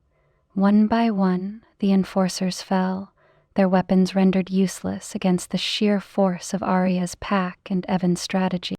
Finally, silence fell, broken only by the heavy breaths of the victors and the groans of the defeated. Aria stepped forward, her gaze locking on the lead councilman, who knelt on the floor, clutching his wounded arm. Despite the blood staining his immaculate suit, he sneered up at her, defiance flickering in his eyes. "You think this changes anything?" he spat. "Power always finds a way to return." Aria crouched, her wolf staring him down with unyielding intensity. "Not this time," she said, her tone sharp and final. "This time, we take it back, for everyone." The dust settled, and the room grew heavy with the weight of what they had achieved. Injured wolves leaned on their packmates for support, and Evan wiped a streak of blood from his temple, his expression both relieved and grim. Aria turned to him, her chest rising and falling with exertion. "It's done," she said softly, her voice carrying equal parts triumph and exhaustion. Evan stepped closer, his hand brushing hers for just a moment, a fleeting touch that grounded them both. "This part is," he said, "but we're not finished yet." Her wolf growled low, not in protest, but in acknowledgement. Victory had come at a cost, but they'd won this battle together. As the subdued council leaders were hauled away and their allies regrouped, Aria and Evan stood side by side, battered but unbroken. The fight wasn't over, but for the first time, the future didn't feel so impossible, and together, they would make sure the council's reign ended for good. Chapter 22. The forest clearing was bathed in the soft hues of twilight, golden rays filtering through the trees and casting dappled patterns on the ground. The remnants of a campfire glowed faintly, the embers pulsating like a heartbeat. The air was crisp, the sense of pine and earth mingling with the faint smokiness that lingered from the fire. It was the kind of quiet that felt fragile, as if the world were holding its breath. Aria sat cross-legged on a log, the weight of the past days heavy on her shoulders but no longer crushing. Her wolf, for the first time in what felt like forever, was calm, resting within her as though sensing that the tide had turned. She wrapped her arms around herself, not from the chill, but from the sheer vulnerability of the moment. Evan moved beside her, his boots crunching softly against the forest floor. He didn't say anything at first, just crouched to poke at the fire with a stick. Sparks flared and faded, much like the chaos they'd just endured. When he handed her a warm mug of coffee, his fingers brushed hers, the fleeting contact sending a subtle warmth coursing through her. For a while they sat in silence, the unspoken weight of what they'd been through hanging between them. But it wasn't a heavy silence. It was something else, something more profound. Aria stared at the dark liquid in her mug, her reflection fractured by the ripples. Finally, she broke the quiet, her voice soft and laced with vulnerability. "You've been the one constant in all of this," she admitted, her gaze fixed on the mug as if it held the answers she didn't dare search for in his face. "When everything else shifted, you stayed." Evan turned his head to look at her, his expression unreadable in the fading light. "Because I knew you were worth staying for," he said simply, his voice low but firm. Her wolf stirred, not with its usual restlessness, but with something akin to warmth, a deep, primal satisfaction. Aria finally met his gaze, the quiet sincerity in his eyes chipping away at the walls she hadn't even realized she was still holding on to. "You make it sound so easy," she said, her lips curving into a faint smile that didn't quite reach her eyes. "It's not," Evan replied, his voice softer now. He leaned forward, resting his elbows on his knees. "None of this was easy, but I think we both knew nothing worth having ever is." The words settled over her like a blanket, grounding her even as her emotions threatened to overwhelm. The world around them felt distant, just the two of them and the soft crackle of the fire. "Evan." Her voice faltered, unsteady under the weight of everything she wanted to say but didn't know how. He didn't press, didn't fill the space with unnecessary words. Instead, he reached out, his hand covering hers where it rested on her lap. The touch was steady, warm, and impossibly gentle. "You don't have to say it," he murmured, his thumb brushing over her knuckles. "I already know," and somehow that made it easier for her to breathe. The fire burned lower now, the embers glowing faintly as the night deepened. Overhead, stars began to puncture the velvet sky, their light filtering through the forest canopy in soft pinpricks. The clearing felt smaller, more intimate, wrapped in the quiet hum of nocturnal life. Aria shifted slightly on the log, her gaze fixed on the fire. The cool night air kissed her skin, a sharp contrast to the warmth radiating from the flames. Her wolf stirred faintly, its presence calm but watchful, like it was waiting for something. Beside her, Evan sat quietly, his elbows resting on his knees as he stared out at the darkness beyond the clearing. His profile was lit by the soft orange glow of the fire, his expression thoughtful but unreadable. When he finally spoke, his voice broke the stillness like a gentle ripple over water. "I never thought I'd find purpose in something like this," he said, his tone steady but laced with emotion. He turned his head, meeting her gaze. "But being with you, it's the only thing that's made sense." The words hung in the air, simple yet weighty, and Aria felt them settle deep in her chest. Her wolf stirred again, not with restlessness but with something warmer, deeper. Agreement. She swallowed hard, the vulnerability of the moment catching her off guard. I was scared, she admitted, her voice softer than she intended. She hesitated, but when Evan's eyes stayed steady on hers, she found the courage to continue. Not of losing the fight, not of the council, but of losing you. Her voice wavered slightly, but her gaze didn't. She held his eyes, waiting for him to understand the depth of her words. Evan's expression softened, and he leaned closer, his movements deliberate, his focus entirely on her. "You're not going to lose me," he said, the conviction in his voice unwavering. "Not now, not ever." Her breath caught as he reached out, his hand brushing against hers. The contact was light, tentative, but it sent a rush of warmth coursing through her. And then he closed the distance. His forehead rested against hers, their breaths mingling in the cool night air. For a moment, they stayed like that, suspended in the quiet space between anticipation and action. And then his lips touched hers. The kiss was tender at first, slow and searching, as though they were both trying to find their footing in this new, uncharted territory. But it deepened quickly, the tension and unspoken feelings they'd carried for so long igniting in a way neither of them could control. Aria's wolf surged forward, not in protest but in exhilaration. Her hand slid up to cup the back of Evan's neck, pulling him closer as her world narrowed to just him. His warmth, his touch, his presence.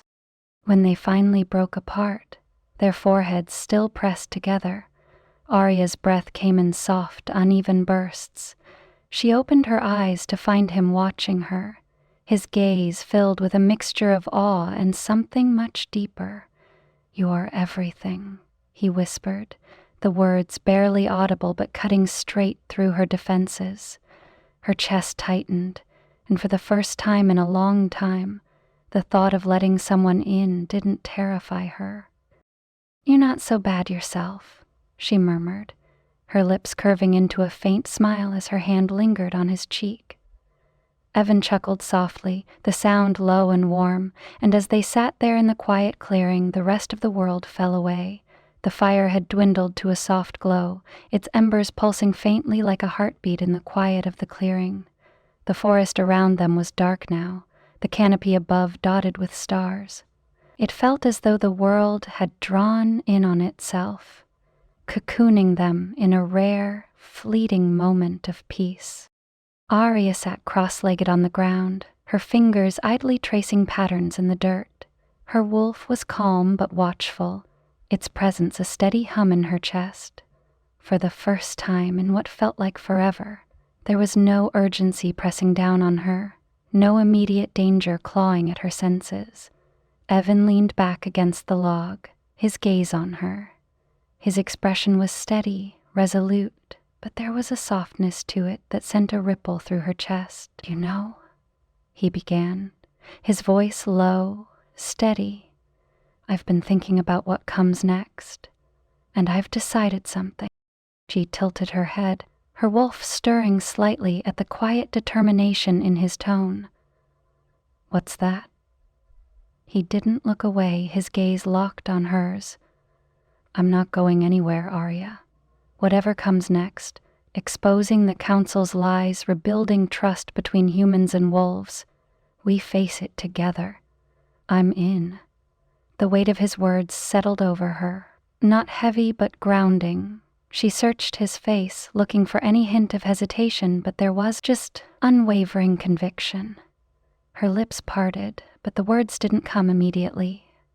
Instead, she let out a soft breath, her fingers stilling against the dirt. "You're really all in, aren't you?" she asked, her voice quiet but tinged with wonder. Evan smirked faintly, the corners of his lips quirking up. A laugh escaped her, soft and unguarded, and for a moment, the tension that had gripped her for so long eased. She shook her head, her hair brushing her shoulders. "You're impossible." "And you're stubborn," he countered, his smirk fading into something softer, more sincere. "But you've made me realize something too." Her brows lifted slightly, curiosity flickering in her gaze. "Oh?" Evan shifted, leaning forward slightly, his elbows resting on his knees. "All this time, I thought I had to prove myself. To you, to your pack, to everyone. But I didn't. Not really. What mattered was being here, by your side. That's where I belong." Her chest tightened, her wolf rumbling softly in agreement. She looked away for a moment, her gaze drifting to the embers of the fire before returning to him. "You've made me realize something too," she admitted, her tone quieter now. "For so long, I've felt like my wolf instincts and my human emotions were at war with each other, like I had to choose between them." Evan leaned closer, his focus unwavering. "And now?" Her gaze met his, steady and clear. "Now I know they don't have to fight. Together they're stronger. And so are we." The words felt like a release, a truth she'd been holding back for too long. The warmth in his expression told her he understood. Completely. Evan reached out, his hand covering hers where it rested against the dirt. His touch was warm, grounding, and when his thumb brushed over her knuckles, her wolf stirred, not in warning, but in... "We're going to change things, Aria," he said softly, his voice a promise. She nodded, her fingers curling slightly under his. "Yeah, we are." As they sat there in the cocoon of the clearing, the fire burning low and the forest alive with quiet sounds, Aria felt something she hadn't in a long time. Hope.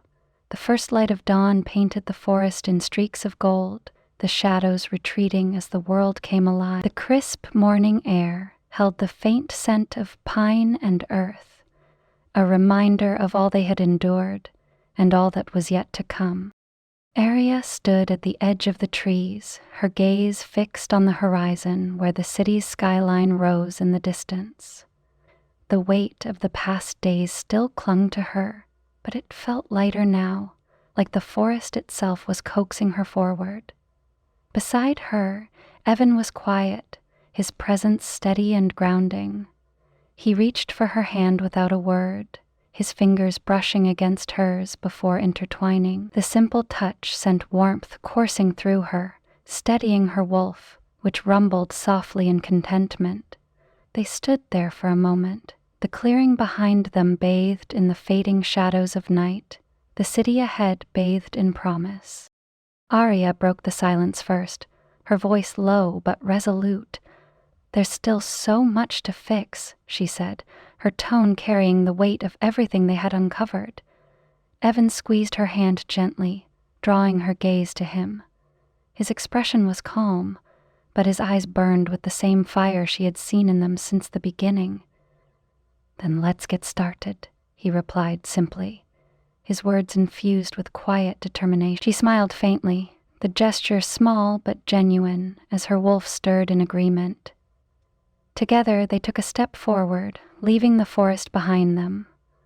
The ground beneath their feet was uneven, the path ahead uncertain, but it didn't matter. Side by side, their hands clasped, they walked toward whatever waited for them. The forest stood as a quiet sentinel behind them, a chapter closed, while the horizon before them stretched wide and full of possibility. For the first time in what felt like forever, Aria felt like she wasn't just fighting to survive, she was fighting to live. And she wasn't doing it alone. The sun crept higher, its warmth brushing against Aria's skin as she and Evan stepped out of the forest, their path illuminated in golden light. Each step forward felt like shedding an invisible weight, leaving behind the shadows of what had been, and embracing the uncertainty of what lay ahead. Her hand remained firmly in his, their fingers interwoven as though they had been made to fit that way. The silence between them wasn't empty. It was full, rich with unspoken promises and a shared resolve. Aria glanced at Evan, his profile sharp against the soft glow of morning. He caught her looking and smiled faintly, a touch of mischief in his expression. Second thoughts? He asked, his tone teasing but edged with genuine curiosity. Not even close, she replied, her voice steady, her wolf quiet but content. Ahead, the city skyline shimmered in the early light, a distant hum of life and chaos waiting for them. It should have been daunting, but instead it felt like a challenge she was ready to face, because she wasn't facing it alone. Evan pulled her closer, their arms brushing as they walked. "We're going to be a problem for them, you know," he said, his grin widening. Aria let out a low laugh, her wolf growling softly in agreement. "Good. It's about time."